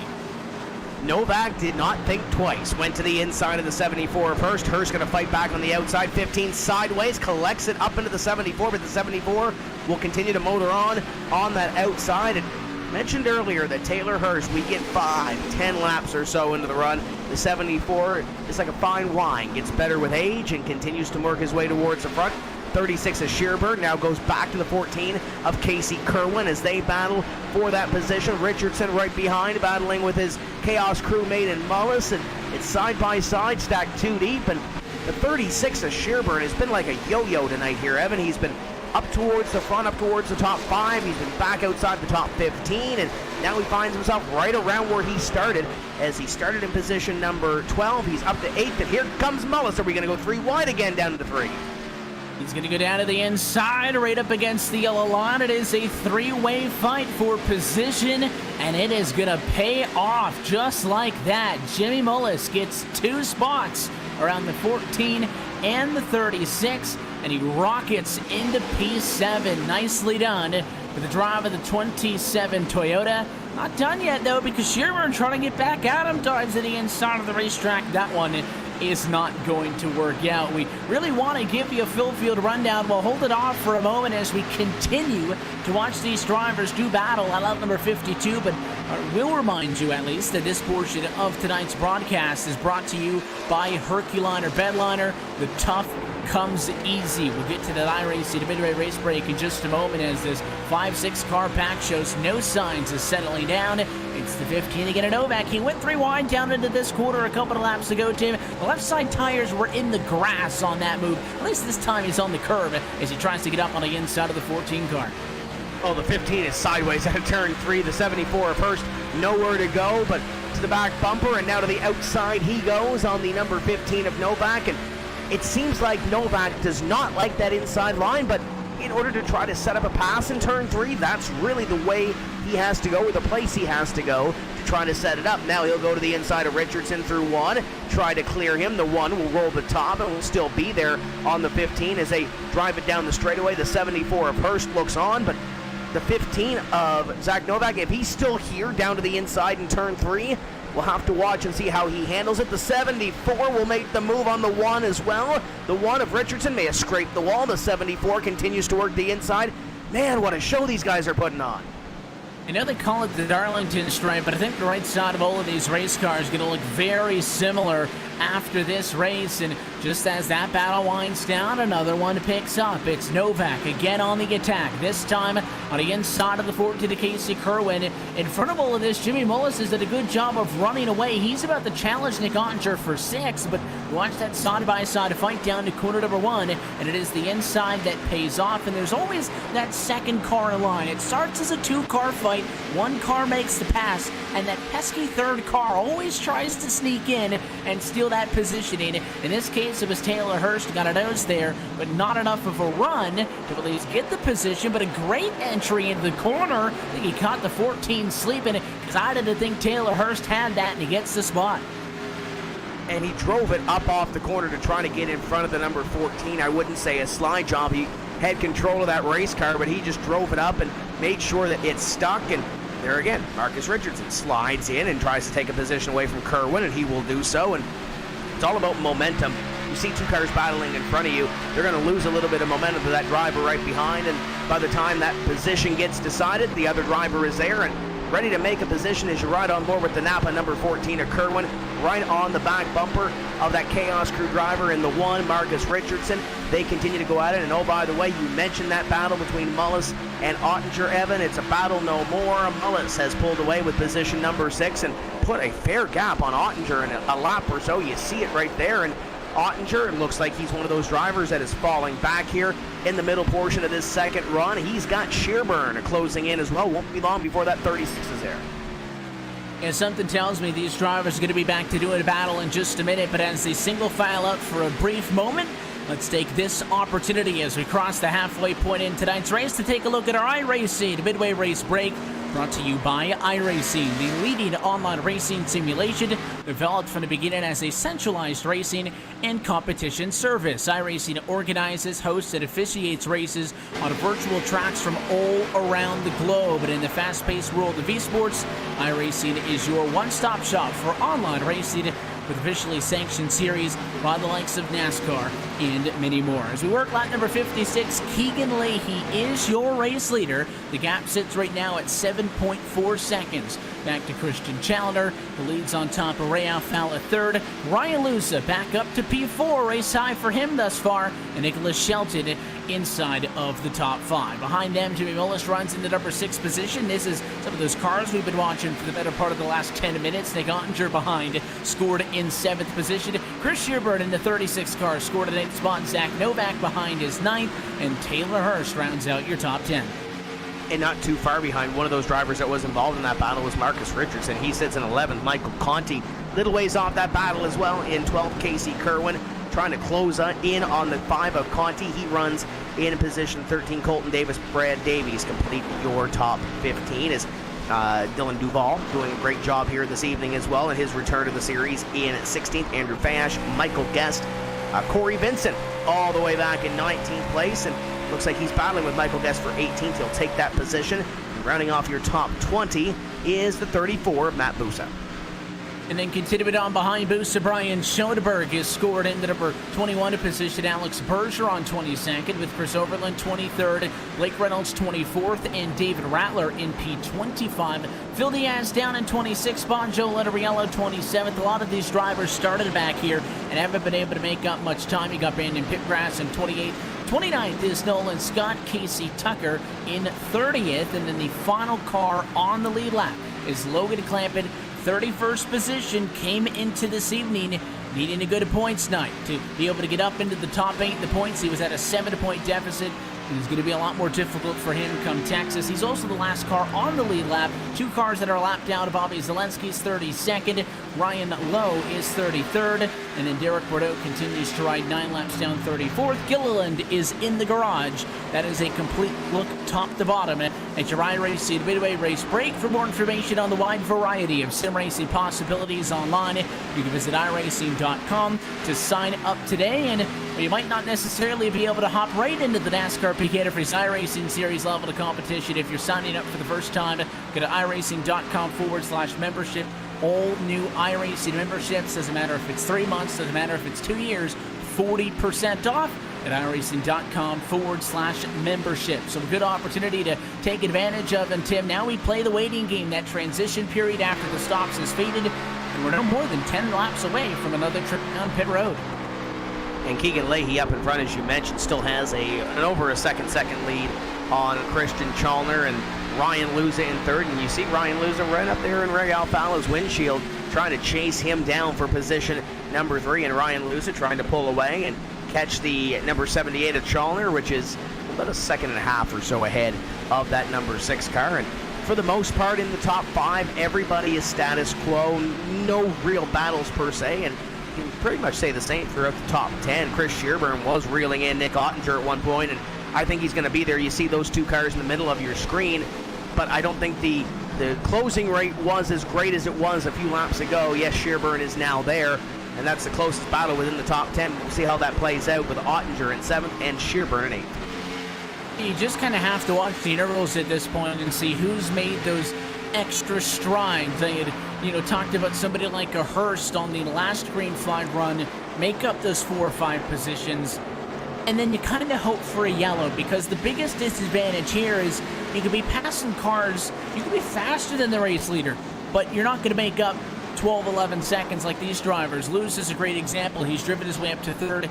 He's still 9 seconds off of the race lead. You're not going to make that time up under green flag conditions alone. Now, if we got a caution, I think he's got a better race car than Keegan Leahy, and Leahy's got a 7.2 second lead on the next closest competitor on the racetrack from the race lead. So there are certainly factors like that where a yellow would really benefit somebody, where it would also really hurt somebody. Keegan Leahy wants this thing to run out to the end. All he needs to do is get another 40 laps of green flag action. We've run 40 laps consecutively under green flag conditions to get to the point we run at right now. So it looks ever so more possible the later into this race we continue to run. You saw a flash a few moments ago on your screen of the 10 of Corey Vincent. Just made the move on Brad Davies for position number 17 and now sets his sights on Dylan Duval. There's that number 10 of Vincent. Ran up front early, qualified in position number 3, and now is behind the 8 ball as he tries to chase down the rest of this field. He'll be one of those drivers that will really want that green flag pit stop coming up here in a few laps time. But just in front of him, give a call out to Dylan Duval in the 42 car as well. He's been missing a couple of races, and it's hard to come back into the series and run up front where you're used to running after being off for a few weeks. Everybody seems to know the car, seems to know the setups on these race cars, and Dylan Duval's done a great job so far, sitting in position number 16 and not looking too out of place, and we'll see what he can do to try to get a top 10 finish out of this whole thing as they chase down Andrew Fayash, the 3rd, just in front of them. You saw that orange flash on your screen. You see it right there. A little ways to go to catch up to the number 77. He's doing a great job tonight, too, in 15th. Yeah, try to work together to be able to catch up to your 15th placed runner, Andrew Fayash, the 3rd. He's up a handful of spots as you see Corey Vincent actually try to go up on the outside of the 42. It is going to give him a good run off of the tunnel turn. Not enough, I don't think, to challenge to turn 3. And it's not going to be the case. Probably going to force the issue if you really wanted to, but you see he stays within that 3/4 of a car length. And the real key here is to get the run off of the corner. That car pushed a little bit too much, and you see the 42 get a little bit more breathing room, so it's not going to happen this time around for Corey Vincent. He and Davies, 2 drivers. You mentioned Corey Vincent was running up front. He started 3rd. Brad Davies behind him at 18th position, started 6th as well.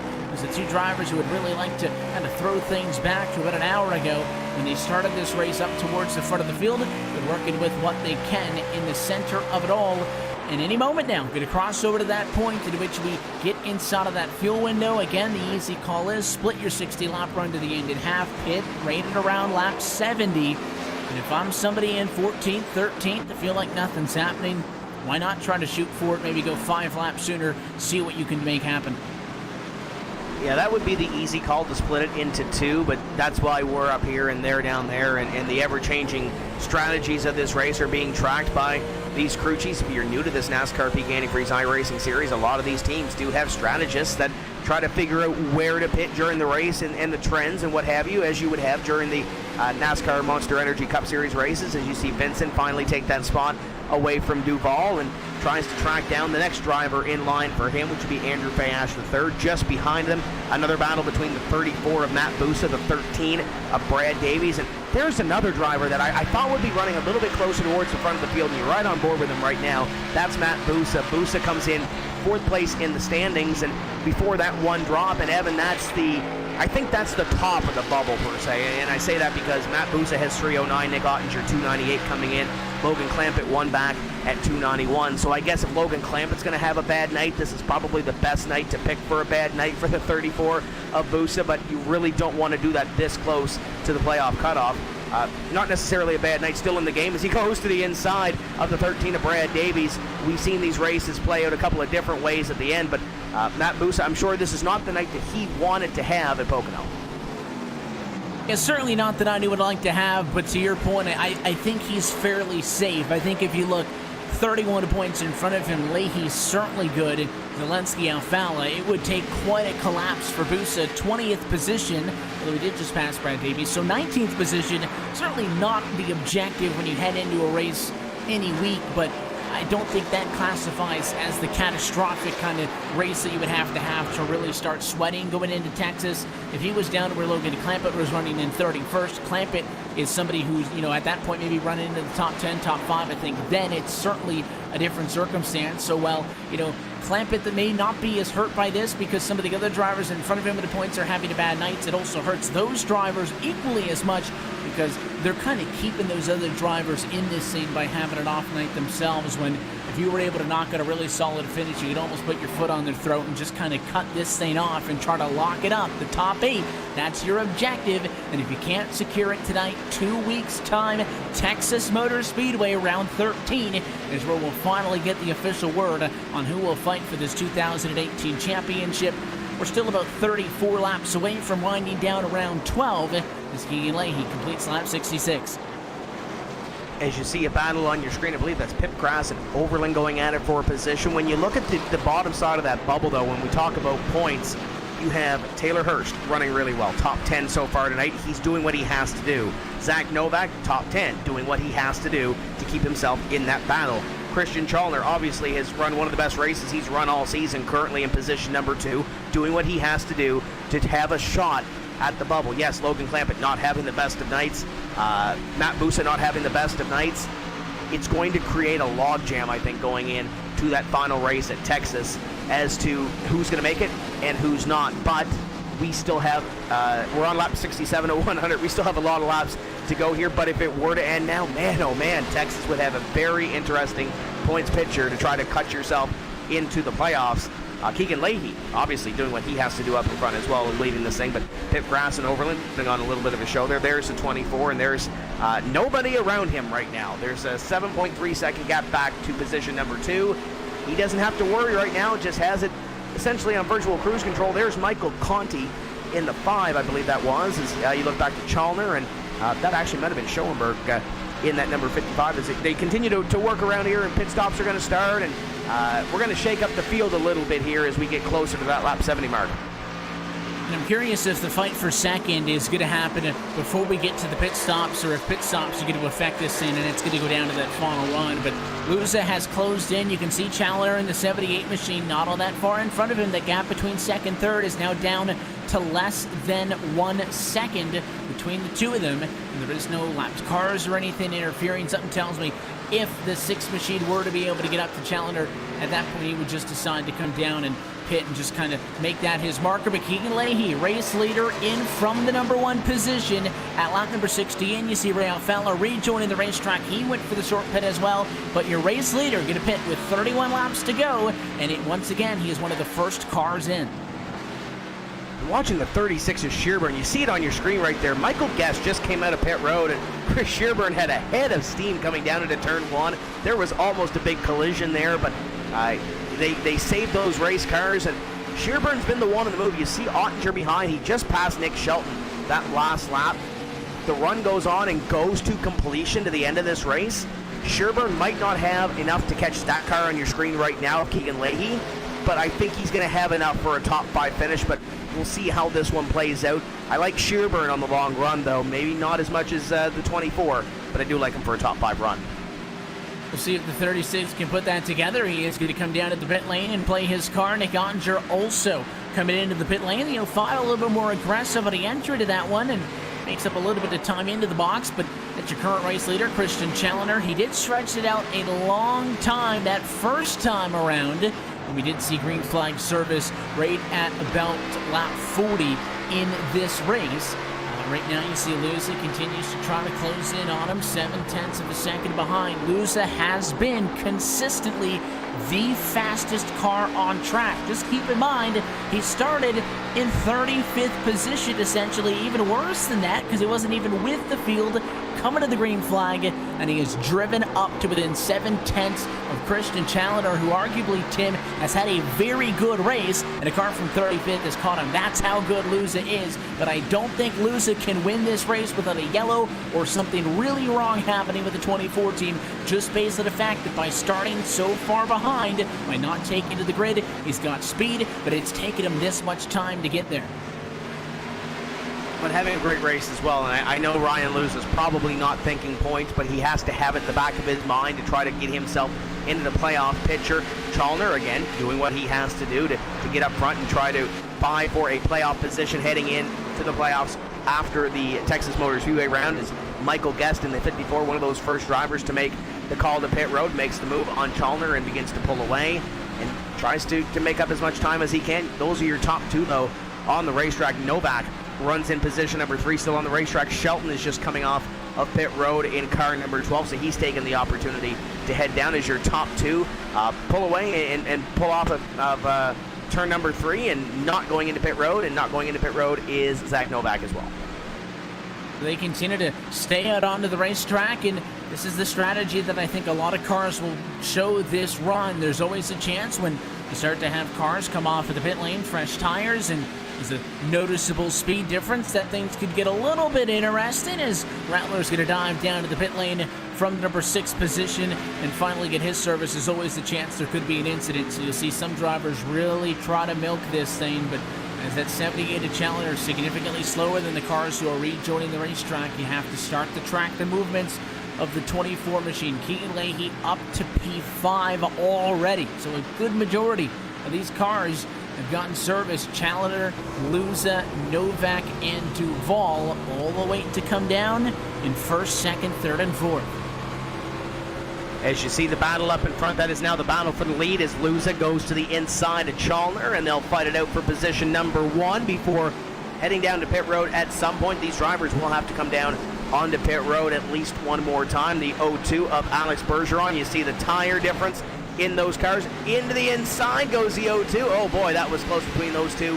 The 77 of Fayash, the 66 of Reynolds also up here on the new tires, trying to unlap themselves from your top two, which is currently Luza and Chalner. And some close quarters here as they battle with the leaders. Yeah, those are technically lap cars fighting around the guys that are battling for the race lead. The 6 is your race leader. The 78 Challenger scored in 2nd. All of those cars are a lap down. They're normally the ones that have to get out of the way. They're much faster, and a little bit of an interesting situation there, and now they do pit. I am surprised, I will say, that Challenger did not pit last time when that 6 was catching up to him and maybe go for the undercut and get that spot back. Instead, they wait one more lap. They're both down pit road.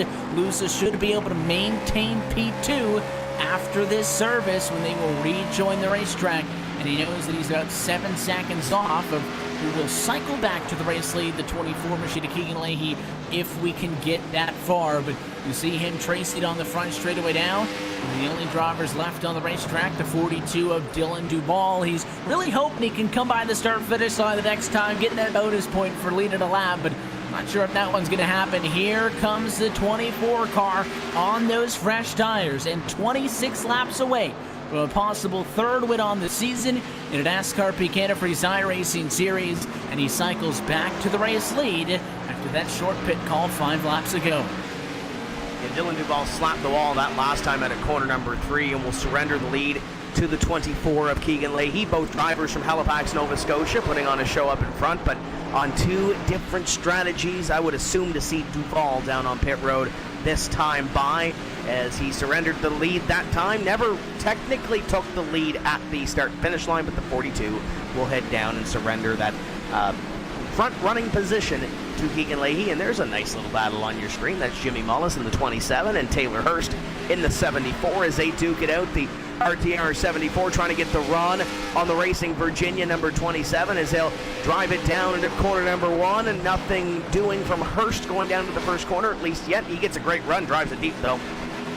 It drives it hard into the corner, and these two drivers get to trace one another, should say, in the center. These cars pitted at lap number 69, at least in the case of the 27 of Mullis. You saw him come in at lap number 69. Looks like Hurst pitted earlier at that same point. So they pitted together, they run out on the racetrack together as all of this continues to cycle through, and those intervals up at the top of your screen now going to start to rearrange themselves back into what our running order really should look like, as we've completed now 2 cycles of green flag service. We had that yellow early in the opening 10 laps, and since then, smooth sailing from the Poconos and it is Keegan Leahy's advantage now being timed at 9.2 seconds to Ray Alfala. Jimmy Mullis up 12 seconds back in third, where Taylor Hirsch tucks up behind in P4. So these drivers now kind of have their the tail of the tape per se lined out. They know what it's going to take, and they kind of know what they're working against here.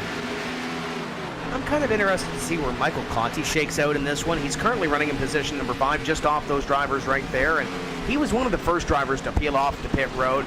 Brandon Hastings, one of the best in the business, to try to pick up strategy. You saw the first race at Daytona where they used a little bit of strategy to run up front and try to take away the win in that one, but he's going to have Shearburn close up on him in the 36. The 36 of Shearburn has a little bit newer tires on that race car compared to the 5, but we'll see how that all plays out for the number 5 of Conti, one of the first to come down into pit road, currently 5th, but he's got a lot of hungry competitors behind him. There goes the 36 to the upside.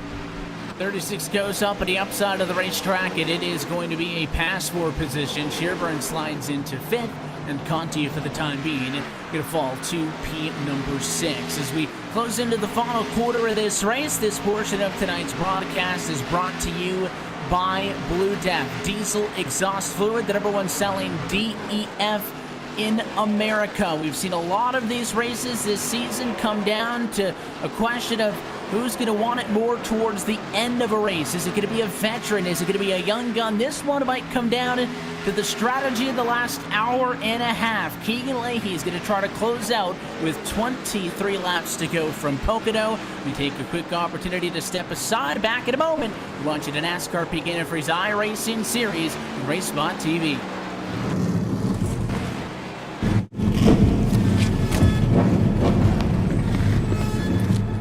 Things can get rough out there. The bumper to the back of the 24! You think you got the brass? I proved it last season.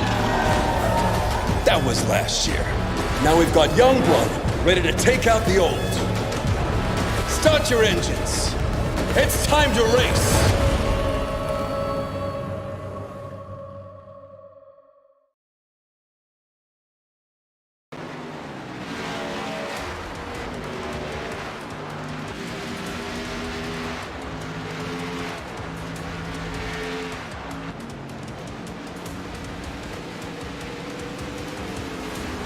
And back live from the Pocono Raceway, closing in on 20 laps to go at round number 12 of the 2018 NASCAR Peak Antifreeze iRacing Series.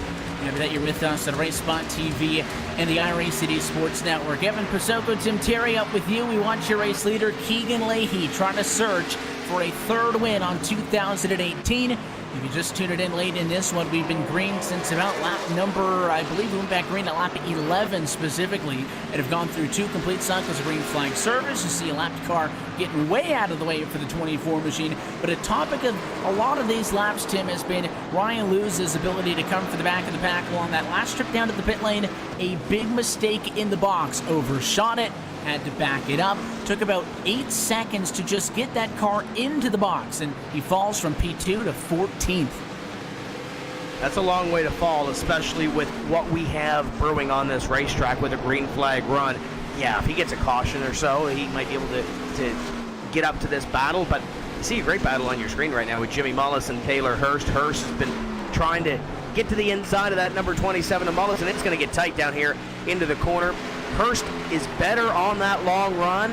He's going to move to position number, if he can get by. He can't do so out of that corner, but I think Hurst is a little bit better on that long run. He might be able to get to Ray if he can get by Jimmy, but that might be all, because I think it's going to be a tall task to get to Keegan Leahy at the end of this. Yeah, I think you're going to need something to happen. And Ray's kind of checked out as well in second. He's all on his own, so that leaves this fight with Jimmy Mullis and Taylor Hirsch to kind of fight amongst themselves.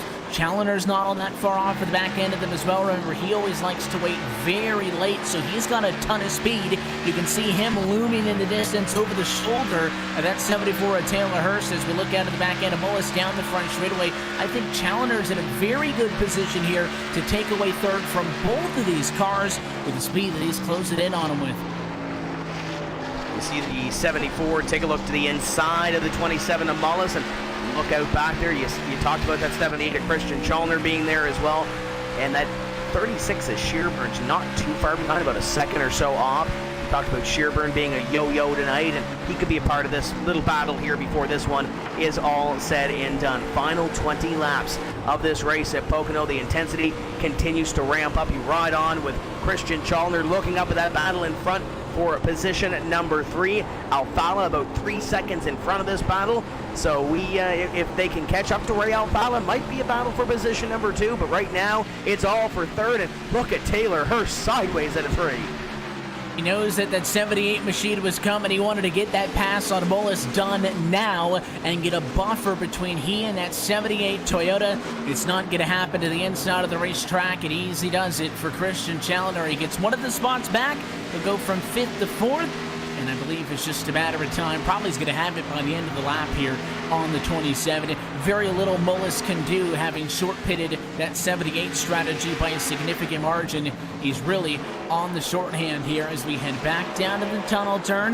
We'll come to 18 laps to go this next time around, and a big smack to the outside wall there for Taylor Hurst. Another car finds the wall at a corner number 2, and that's not going to help his case at all as he drops back another car length or so. But here comes the 78, the run off to the corner. He'll look to the inside, and here we go, side by side, P3. He set up that move at a turn number 3. Beautiful setup. He'll drive it down into corner number 1. Now, who wants it more? Who drives it deeper into corner number 1? Mullis on the outside line, drives it in deep, but not as deep as that inside car, Christian Chalner. Chalner will take that position, and we'll see if he can close in on that 2 of Ray Alfala. You just saw Alfala out of the corner of your screen. There's that gap back, and man, oh man, that 78's got a really quick race car. He's shown it all night long. Qualified up in front and is poised for a top 5 position, currently in 3rd. See what he can do here in these waning laps.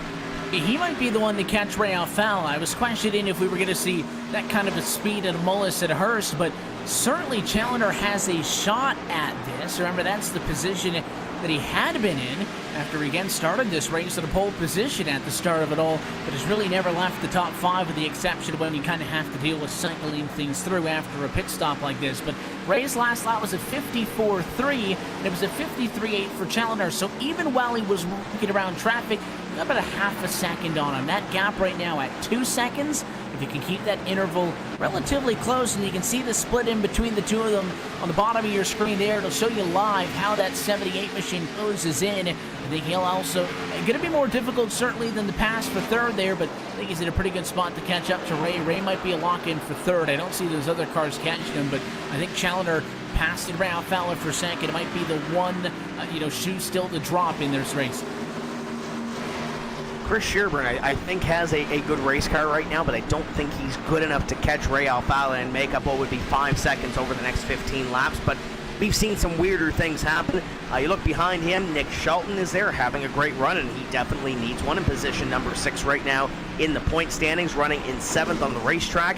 Nick Ottinger, there's another driver that's on that bubble position that needs a good run here this evening. He's running in position number 8. He's 8th in the championship, and one of those drivers on the outside looking in is Zach Novak, and he's looking at Nick Ottinger for position number 8 on the racetrack. And Conti, that driver that hit it earlier than everybody else, he's still hanging around in position number 10. So there's some drivers, those drivers that need good runs this evening to try to get themselves a little bit closer to that playoff picture.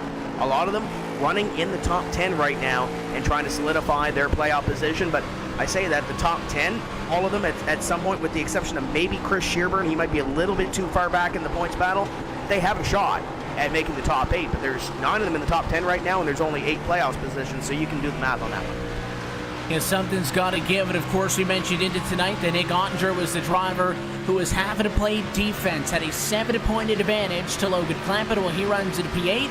Clampett certainly not 7 positions in front of him. Clampett in 31st position, loses a ton. So the next driver that Ottinger has to be concerned about, Christian Challenger. The 78 is probably going to slide up into P9 after this race and be 1 position off of a spot in the playoffs, headed into Texas. Again, that unofficial. And of course, we look at the points now. We have to factor in that a drop week in these first 13 weeks, each driver's worst finish going to be subtracted. So that could very well be the case for Logan Clampett right now, as he's scored in 31st position. So a lot is still to be determined.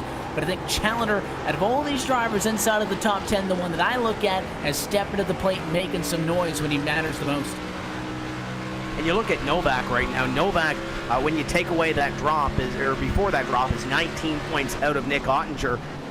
Looking up in that top 10, or top 8, you see Conti in the top 10 right now, doing what he has to do. But as long as you're within striking distance going into that final race, and if you can make something happen at Texas, or at least control your own destiny with a top 5 finish, anything can happen behind you. And that's what some of these drivers are trying to do right now. But once we factor in that drop and we head to Texas, there's going to be a little bit of a change. But I think this is one of the closest points pictures that we've seen for drivers trying to get into that playoff position and vie for a championship. And you see Nick Ottinger. Nick Ottinger has Novak on his front bumper. They just made that position, but Ottinger not going to let him have it easy, continuing to keep him honest as they work through corner number 3. They'll come up this time by and have 13 laps to go. 13 laps to go as we get oh so closer, and I'm sure these laps do not feel like 54 or 55 seconds. If you are Keegan Leahy, you want this thing done with ASAP. The Challenger now trying to complete that pass. He's gotten a lot of the legwork out of the way. He's gotten to Ray. The two's going to have to be awfully aggressive if he has any sort of hopes of holding the 78 machine off here and try to defend P2. The 78 also very aware he's got 12 laps to make this happen. There is no pressure from behind on him. You don't need to throw it down into corner number 1 the first time you get within the same zip code as the 2 machine and risk taking both of those cars out. So Challenger certainly going to try to set him up as you ride on board with him, and you can see he tries to get the position in. There's a little bit of running needed. He dives to the inside, and at 12 laps to go, Challenger's going to go to the inside of Ray Alfala. This is the fight for second position. You see how hard the 2 wants to drive it down into the corner, and we've reached a point in the race where these guys are willing to fight for everything they've got, and the 2 machine outside hangs on. We've also reached the point of the run where these cars start to fall off a little bit, Evan, when it comes to handling. It looked like the 78 of Challenger was a little bit unstable going down into corner number 1. Might have upset the race car a little bit, and Ray Alfala took advantage of that, and just one small little slip put him back in front of that battle. But you'd also have to believe as well that Ray Alfala knows there's a 2-second difference or so between himself and what would be the 4th place driver, and you can see him as they battle side by side. You can see Jimmy Mullis creeping into the picture as well. If they continue to do this side by side, Jimmy Mullis is going to be able to creep into the picture a little bit sooner rather than later. So we had that conversation about 5 laps ago, Evan. If Ray loses his position, which he does right now to Christian Challenger, would anybody else catch him? Is he comfortable in 3rd? I think with that little battle, I think the answer is no, because you can see Jimmy Mullis out of the rear bumper of Christian Challenger. You can see Challenger, having to move in the second position, but off to the back end. Mullis, I think, is close enough to maybe make some noise with Ray Alfala. And again, you got to tip the cap to the 2. We talked about some of those battles early in this race when they would go side by side to 1 and 2, and even down in 3, the drivers would back off. And very cordial about how these positions were exchanged on many occasions, but it was a great defensive maneuver that he pulled out a couple of laps ago on the outside. Again, you can only do so much when the tires are not in your favor, and Challenger, as they suspected, was able to get up into the number 2 position. The question is, will Ray Alfala get another top 3 finish, and will it come here tonight? Last lap, Mullis was better by a 1/10 of a second. He's going to need to be a little bit better than that, though, to catch him with 9 laps to go in this race. That could be a battle that comes down to the white flag. He go on board with the 27. That's the gap he's looking at making up. Jimmy Mullis is going to have to get up on the wheel, but as you mentioned, he still has 10 laps to get there. This thing is far from done, but I think Ray Alfala is going to turn up the wick a little bit here as well. You see a beautiful entrance into turn 2 for Jimmy Mullis, and he'll be there. The question is how wide does Ray Alfala make the car? And you saw him put up a fight with Challenger on the outside. You know Ray Alfala is not going to go down without a fight. But right now, position number 3, Ray Alfala looks pretty comfortable. Challenger begins to pull away a little bit in this battle, 11 seconds or so behind Keegan Leahy, who pretty much has this thing on a cruise control up in front and trying to solidify himself into a playoff position. The one concern for Leahy is there may be a couple of cars, as you see the 20 machine about boost On the front straightaway here, 34 machine should say, Matt Busa side by side with the 66. Matt Busa scored in 20th at that moment.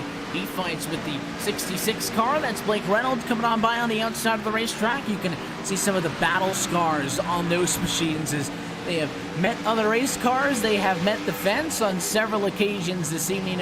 All of that rough and tough of action in a race that has only seen one caution flag through 92 laps of action. And if you're Leahy, you don't really have to hold your breath all the way to lap number 100. You can't make a mistake for the next 8 laps, but a big moment for him is when we get to 4 laps to go, because there is no overtime in the NASCAR Peak Antifreeze iRacing series. So if you get to 4 to go, a yellow comes out, this race will pace to the end and to the scheduled distance of 100 laps. So that's the number 1 goal for the 24, is see this race get to lap number 97. Then he can worry about taking care of that race car and getting it the next 4 laps all the way through to completion. Wants to get to that point and try to lock up this victory, but we still have a couple of laps before we get there, and anything can happen. But on the other side too, we've been green since lap number 11. You don't want to be quote-unquote that guy that brings out the yellow flag and don't want to say ruins the finish of it, but creates a different strategy and possibly all bets are on the table sort of scenario. But there's a couple of battles throughout this race, and you see us scrolling through. There's Casey Kerwin on your screen. That's Marcus Richardson. And there's Ryan Luza. We talked about that a little bit earlier, where Luza had the problem on the final pit stop of the evening, or the final green flag pit stop on the evening. And if he can get by these two, Evan, that would be the battle for position number 11. I don't know if he can catch Michael Conti in position number 10, but he's going to get by these two first, and they are going to put up a fight. So Ryan Luza, keep in mind that 306-point total that he has, he's missed races. He's got no drops. That's the point total that he has.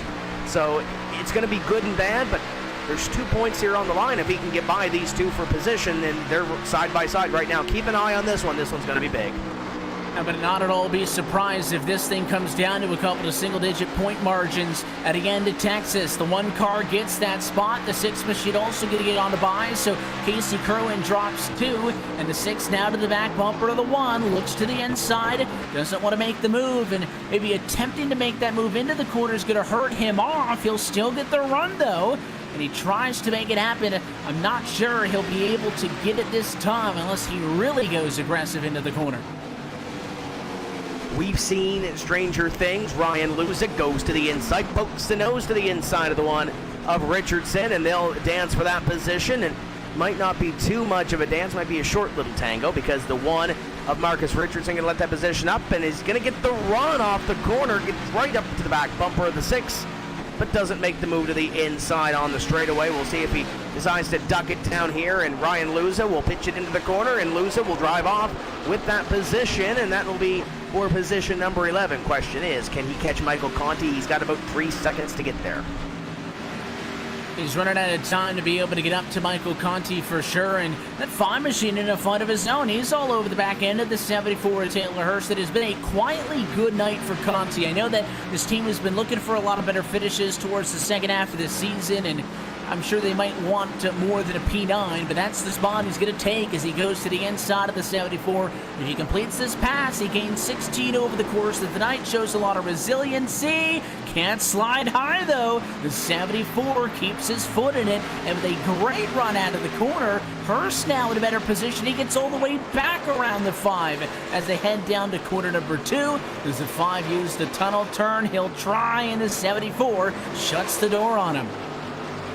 And you look way back there, Ryan Luza licking his chops right now. He's got Bobby Zelensky between himself and this little battle, but Taylor Hurst trying to make that position on Conti, and if they continue to go at it, that 6 car is going to be there. So keep an eye on this battle right here. You look back from the lockdown racing number 74, back to the forefront number 5 of Michael Conti. They're battling hard for that position, and every single point counts, maybe a little bit more for Conti rather than it is Hurst, but it's a position on the racetrack, and it's coming down to the final few laps of this one. Conti, you better believe, wants that position.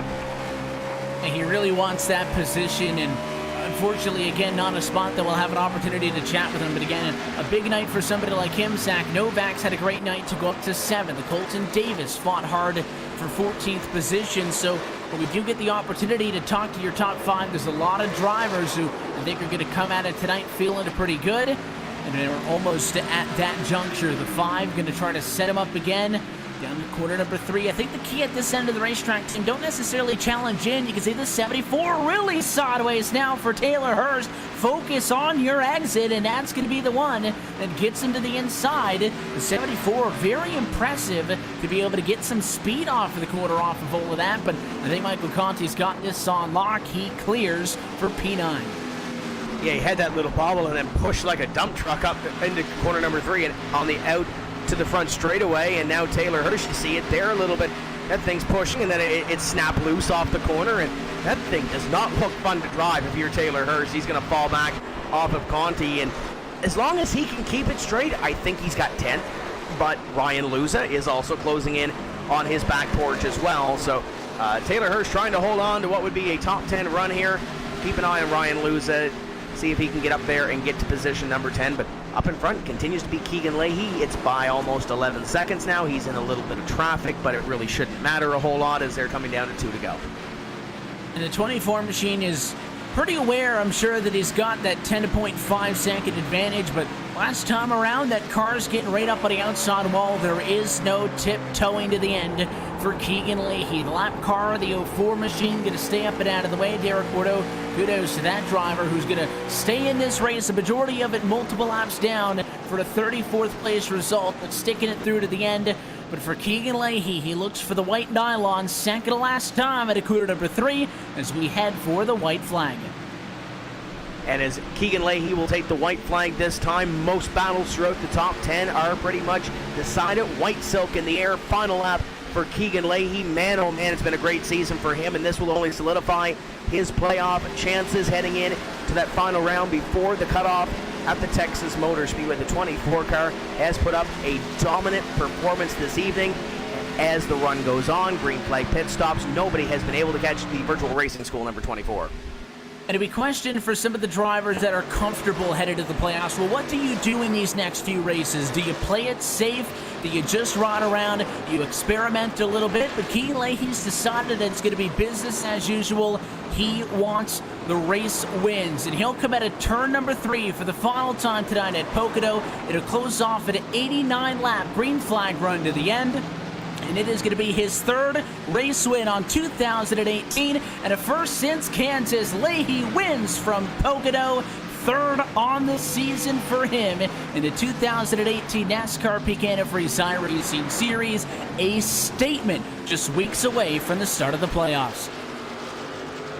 It's a big statement for them as they continue to come across the line to complete this race. Back behind, you see Taylor Hurst and Ryan Luza. Hurst could not hold on to that position, and he'll fall out of the top 10 in the late stages. And for Ryan Luza, that could potentially be a point that he will need on the opposite end of the Texas Motor Speedway race. Hurst falls back one spot, and I don't want to say that's going to lock up his shot at potentially missing the playoffs, but it's going to be a hard sled in 2 weeks' time.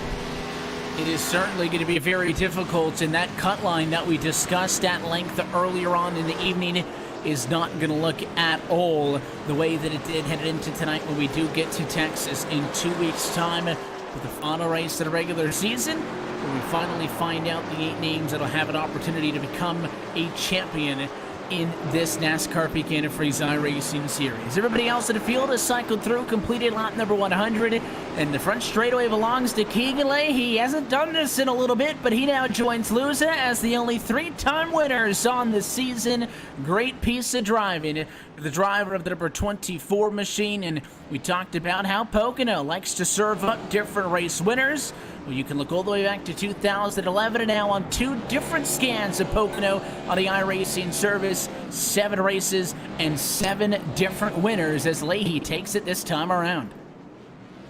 Yeah, he never forgot how to do a burnout on the front straightaway at these races. As Keegan Leahy lights it up, and he'll set his sights on Texas. And as you mentioned, the pressure is going to be off for that driver, as if it wasn't already. They can go out, they can play a little bit, they can try to learn some things and try to see what they can put in the notebook for that playoff round.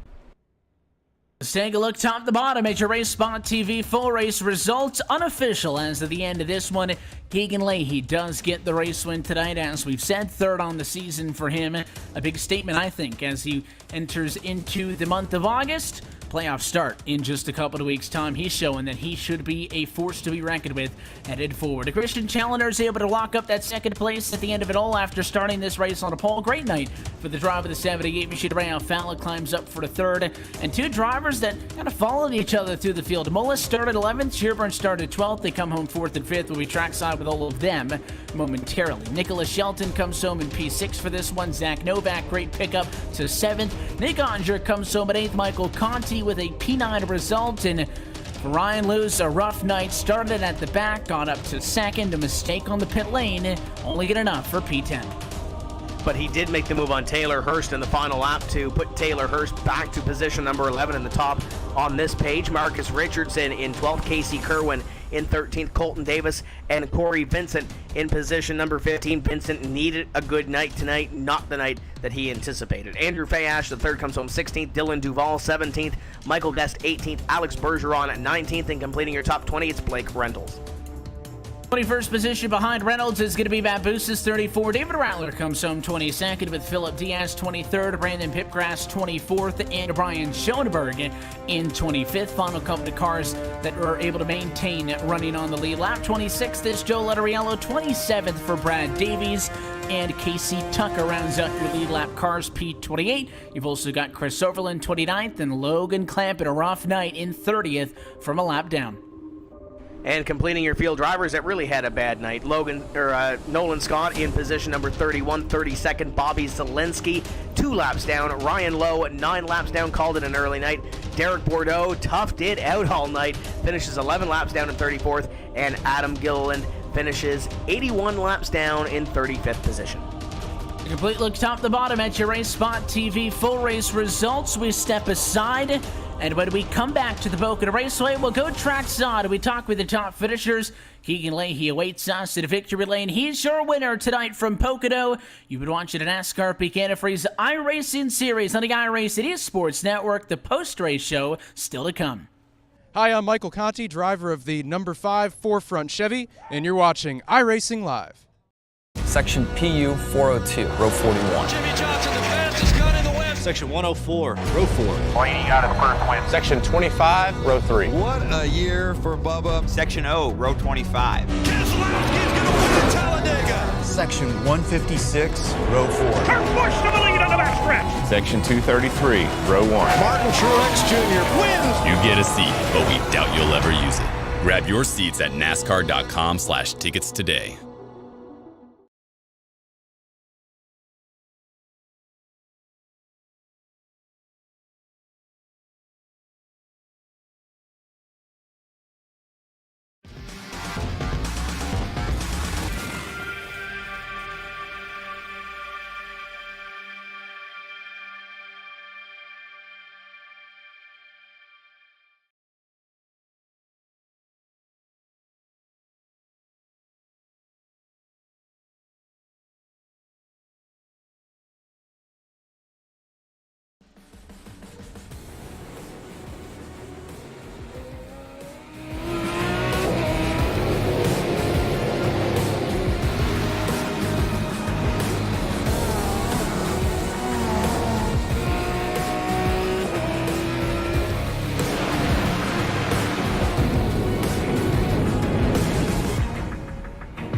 The following is a presentation of the iRacing eSports Network.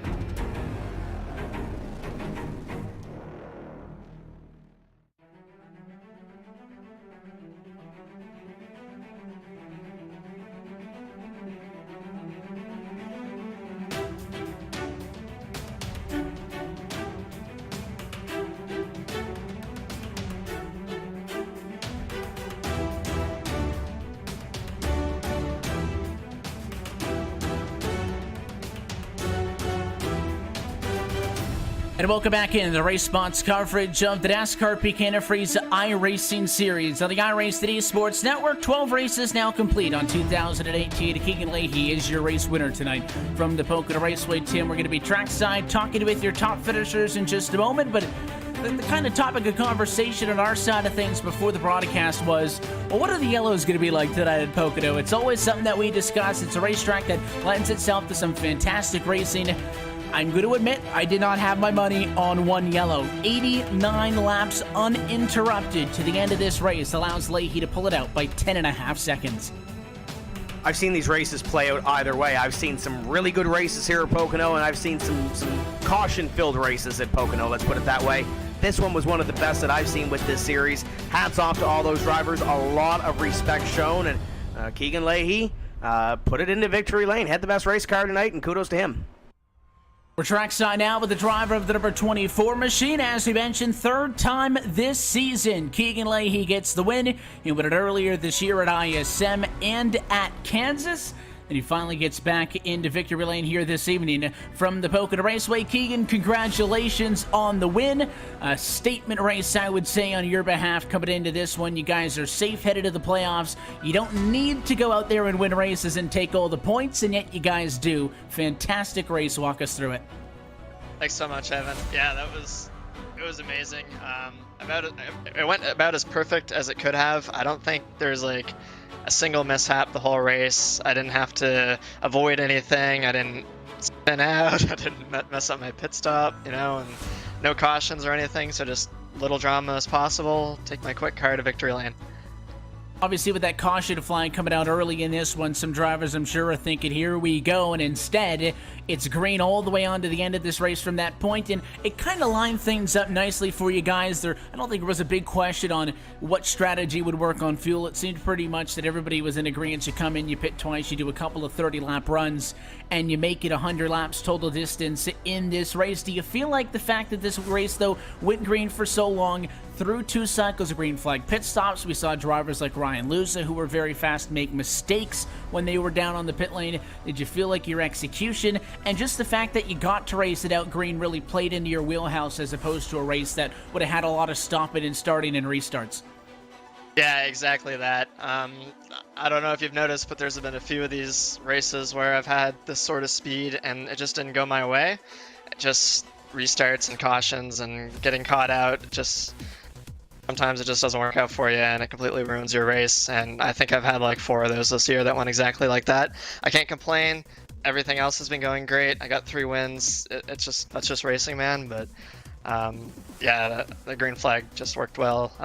Did a lot of practice this week. Had the car pretty much dialed in for these long runs and knew what I had to do and just went out there. But yeah, you're right about the pit strategy.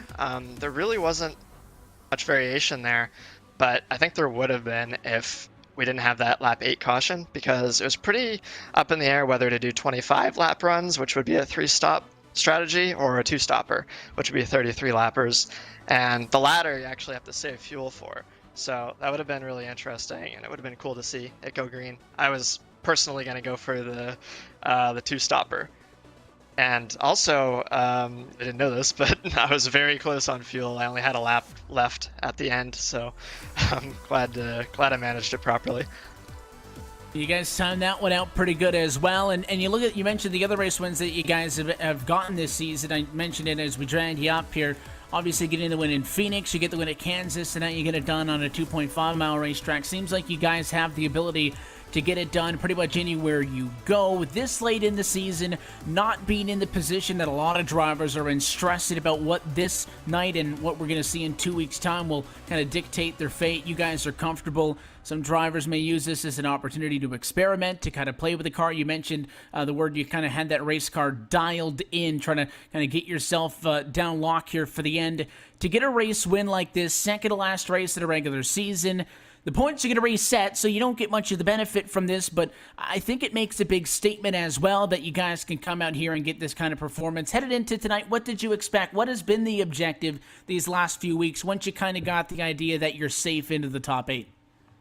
Well, there's a bit of game theory going on here. What do I do in a race? Do I try to just get as many points as I can and play it safe? or do I go for these wins and, like you said, make a statement? And correct me if I'm wrong, but I'm pretty sure we get 3 bonus points going into the chase for each win that we have. So I'm really going for those wins. It's basically a win or come out of here with a decent top 10. I don't think second matters to me in the slightest. So yeah, game plan, try to win, but play it safe.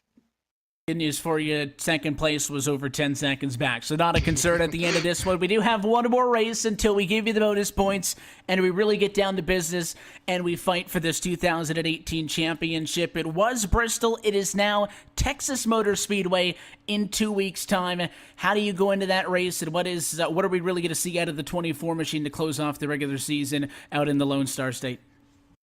Well, my trip to real-life Bristol is not canceled, so I'm going to be spending about a week before that race in Tennessee. So I probably won't be able to do too much practice for that race, but Texas is the type of track that we're really strong on. Our setups are really good for those tracks, and I really like driving that track too. So even though I don't have as much preparation time as I would like to have, I think I'll do pretty well, and I think the rest of my team will do great as well. Got an off week to enjoy that, and it sounds like you'll be having some fun. Keegan, we'll let your vacation kick off a little bit early. We'll set you free. Before we do, though, as always, the sponsors, the folks behind the scenes, who makes it happen for you and the team? Well, first I want to say congratulations to Chris Shearburn on the great run. You'll talk to him later. He finished 5th, I believe. That's awesome for him. He needs those points. And Ryan came out of here with a decent run, too. And then thanks to Andrew and Bill and Eric for the help this week as well. And I got a virtual racing school. I'm sure you get a picture of my car out there. Doing lots of data packs. We're adding new stuff every season, it seems, and we're expanding really quickly. And I'm working on a pretty big project right now to release a lot of setup tutorial videos for VRS subscribers too. And yeah, thank you guys for the broadcast and iRacing and Peak. The 24 machine got plenty of TV time tonight, Keegan. We appreciate your time. Congratulations. Now a 3-time winner. Enjoy your trip out to Bristol, but we will catch you at Texas the next time out. Hopefully we'll chat. Best of luck there as well. Thanks so much, Evan. I hope to talk to you again soon. Race winner tonight, and it wasn't even close. Keegan Leahy, by 10.5 seconds, takes the win tonight from the Pocono Raceway. Christian Challenger comes home at a second position. He only climbed up there at the very end of this one after starting on a pole, and Tim Terry is trackside with him. Christian Challenger, great run this evening, coming home in position number 2. Started on the pole position, but lots of green flag racing, lots of strategy at the end of that one. You had to pull your way up to position number 2. Talk about that pit strategy tonight. I mean, really, I can't take no credit for that at all. I can't really take any credit for the car at all. I mean, that was all put together by my guys, especially Dallas and Justin Bolton. They worked on a bunch this week. I really was kind of down before the race. If anybody had told me I would have qualified pole, finished P2, I would have just said they were crazy. There was no way that was going to happen. So I just trusted their judgment. Bolton told me when to pit. I don't even know when I pitted. I just knew that we came out behind guys and we had much fresher tires, and just a case of getting past them. Pretty sure I wasn't going to be able to catch Keegan because, I mean, he passed me the first run and then, like, he just took off. So that's just, like, you see that and it's like, okay, whatever. But we knew that we were probably going to beat everybody else. And, yeah, having the tire advantage made it a lot easier for me to pass. And I would say it was a good strategy. It worked out for us. You've seen some of these races play out here at Pocono. Did you anticipate an 80-plus run or lap run to the end of this race caution-free? I anticipated the 80-lap run, yeah. And then I anticipated that there was going to be a yellow that was going to give us a 2-lap restart, and that I was going to get wrecked coming out of 1, because that literally happens every single time I race Pocono. It happened last year as well when I was running P6 coming out of 1, and then I got completely destroyed on the back, so I was really just watching the counter, hoping that we got to 95, and once we got to 95 and I was in P2, it was kind of just, yeah, realized that it was going to actually play out for once, so that's pretty cool. We don't really have any luck over here whatsoever, so for it to actually work out for us once, that's pretty awesome. So set up Texas for us in 2 weeks. Not only the racetrack, but without the drop factored in, you are 6 points back from Matt Busa. What is your thought going in, and how big is that playoff picture looming in your mind? Yeah, I was actually just talking to him a couple of minutes ago. He says that I'm 1 behind him for 8th place with the drop factored in. So it'd be pretty close. I like that it got changed from Bristol to Texas. We've been somewhat decent on mile and a half. I mean, we haven't been the best car. I mean, Keegan and Loser have been the best car by miles. I mean, you saw it tonight, pulled 10 seconds on everybody, so they'll probably win the race. I don't really care about that. I'll just be focused on finishing behind them and ahead of everybody else. Beautiful looking race car. Who do you got on the side of the race car, and who helps you get to the racetrack every week? I got to thank Stephen Burbage from Sucks Out Racing and Nightfox Designs for that. It's a really cool car. It's something that really took us quite a while to put together for, it was meant for just the one-off for Sonoma, actually, but we liked it so much we just decided we'd keep running it. Got to thank Herstenveld for sponsoring us again this year. All the guys at Dynamic Auto Sports, and pretty much the team now, because that's basically what we're running with. So, well, a big shout out to all those guys, because they really what made it happen tonight. I just held the steering wheel. Well, there you go, Christian Chalner. Great run here this evening to second place, and it's going to set up a dash to try to get himself into the playoff picture coming up in 2 weeks' time at the Texas Motor Speedway. I believe Evan has caught up with Ray Alfala, who had a great run to the end to finish third. A fantastic run at the end of this one for the driver of the number 2 machine. It's a podium for Ray Alfala, trackside with him now. Ray, congratulations. Another solid result for you, much like the Keegan Leahy, who we just spoke with, in a position coming into tonight where there's not a lot of sweat on your forehead. There's a lot of drivers fighting for that top 8 spot to get into the playoffs, and smooth sailing for you guys. So you came into tonight with no pressure. You still walk away with a third place result, and I think overall a good step forward for you guys as we close out the regular season. Yeah, congrats to Keegan. I think we got at least 2 of the virtual racing school cars now locked into the playoffs. I think Bobby had some issues, so I don't think he's mathematically in. I haven't checked though, but yeah, that's probably the most off pace I've ever been with a third place finish ever. Keegan and Luza as well, but he had other issues. They pretty much had the number on everybody, but. Yeah, I thought we could battle for a top 5, and then we kind of jumped a few drivers on pit road, and they, I short pitted them, came out ahead of them as normal, and then they couldn't really come back to me. So, we made some pit road adjustments, but I'm not sure if that helped or not or what. But it's cool to get another top 5. You think the fact that this race goes 89 laps to the end made it feel like you guys maybe were off pace a little bit more? You look at the fact that somebody like Orion Luz is able to drive through the pack, and he ends up making a mistake. So I say it's only a P10. It's still impressive for somebody who drives from the back, but at one point he had gotten into the number 2 spot. Or the fact that you're up there running in the number 2 spot, somebody like a Keegan Leahy, he's 10.5 seconds back. You feel like maybe if this race had a little bit more of that stop and start, you get to play with the race car a little bit more, that it wouldn't have quite felt like that, because in the grand scheme of things, the 2 machine a lot faster than a lot of the other cars out there. Yeah, obviously, the long green run makes it, makes everything seem more exaggerated. But I think even if we had short runs, we really didn't have anything for them. Maybe if we could have come out ahead of them, like under yellow and a yellow flag pit stop, then yeah, you could have had stuff happen on restarts and things like that. But yeah, we were just really far off.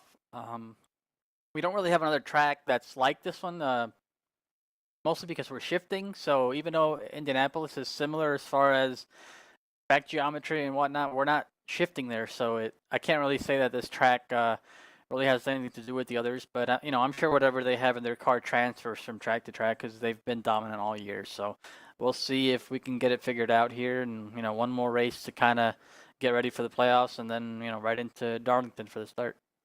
The location of that next race obviously changing to Texas, so those 1.5 mile racetracks play a lot bigger of a factor into things as we get later on in the season. Of course, Atlanta is going to be a critical one. Homestead kind of an outlier the last race. Do you feel like maybe you go into Texas next week and you guys have a really good race car that'll make you feel a lot better headed into the end? How much do you weigh on that race in 2 weeks' time to kind of get yourself dialed in? Well, we still have one more build left, one more physics update, which could include a whole new version of the tire model. So we don't really know, if there's no significant changes, then yeah, whoever runs strong at Texas probably will run strong the rest of the important races, especially Homestead. So, but if there is a big change in the tire, or even like the front end geometry to where the setups are completely scrapped and we have to start all over, then it'll kind of reset everyone, and then we'll go to work again and see who can find the advantage the quickest. We always look forward to see if that's going to shake things up late, but you guys have made it through now 12 weeks, one more to go, and things will get serious as you have an opportunity to fight for yet another title. We'll let you enjoy the off week because once we come back, it's Texas, and then immediately right into the start of the playoffs the week following that at Darlington Ray. As always, sponsors and everybody else who powers the 2-car every week. Yeah, go to virtualracingschool.com. Obviously, Keegan dominated. You saw his car out there, and we finished in the top 3. A lot of coaching on there and a lot of data of really top drivers in the service on iRacing that you can use to learn how to improve your driving. And thanks to everybody on Slip Angle Motorsports, Turkey and Liam for their help on the box, and RaceSpot for the really good broadcast. So we'll see you guys in 2 weeks, Texas. We appreciate the time, Ray. Congratulations and best of luck headed into Texas. If you don't get an opportunity to chat with you there, good luck. We'll catch you in the playoffs. Thanks. See you guys. It is your third place finisher tonight from the Pocono Raceway. Tucking in behind him, Jimmy Mullis had a good pickup towards the end of this one, Tim. He comes home at a number 4 spot. You're with the drive of the 27.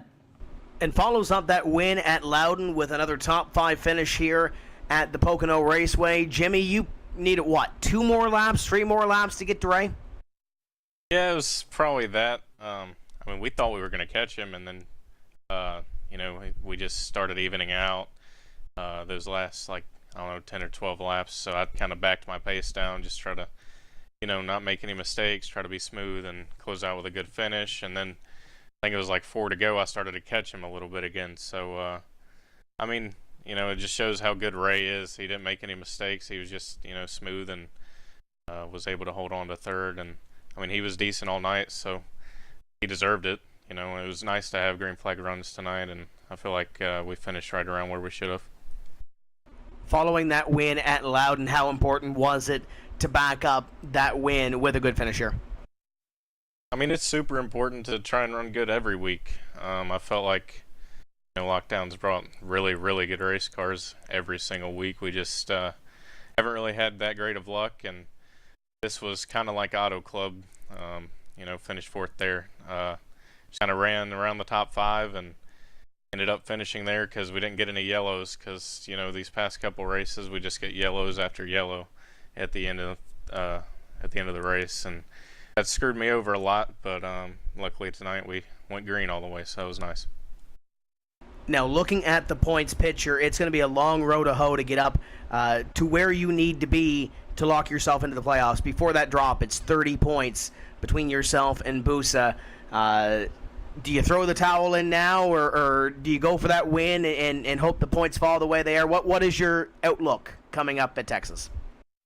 There's a very, very slim chance, so obviously going to try, but I'm not really too worried about it. I've kind of accepted the fact that it's probably not going to happen, with one race, and it's 24 points with the drop, so we'll just go to Texas and run as good as we can, and if something crazy happens and we somehow make it, then awesome. But I think these past 2 races have really showed my capabilities and Lockdown's capabilities, so we'll just take that and I guess move on to next year.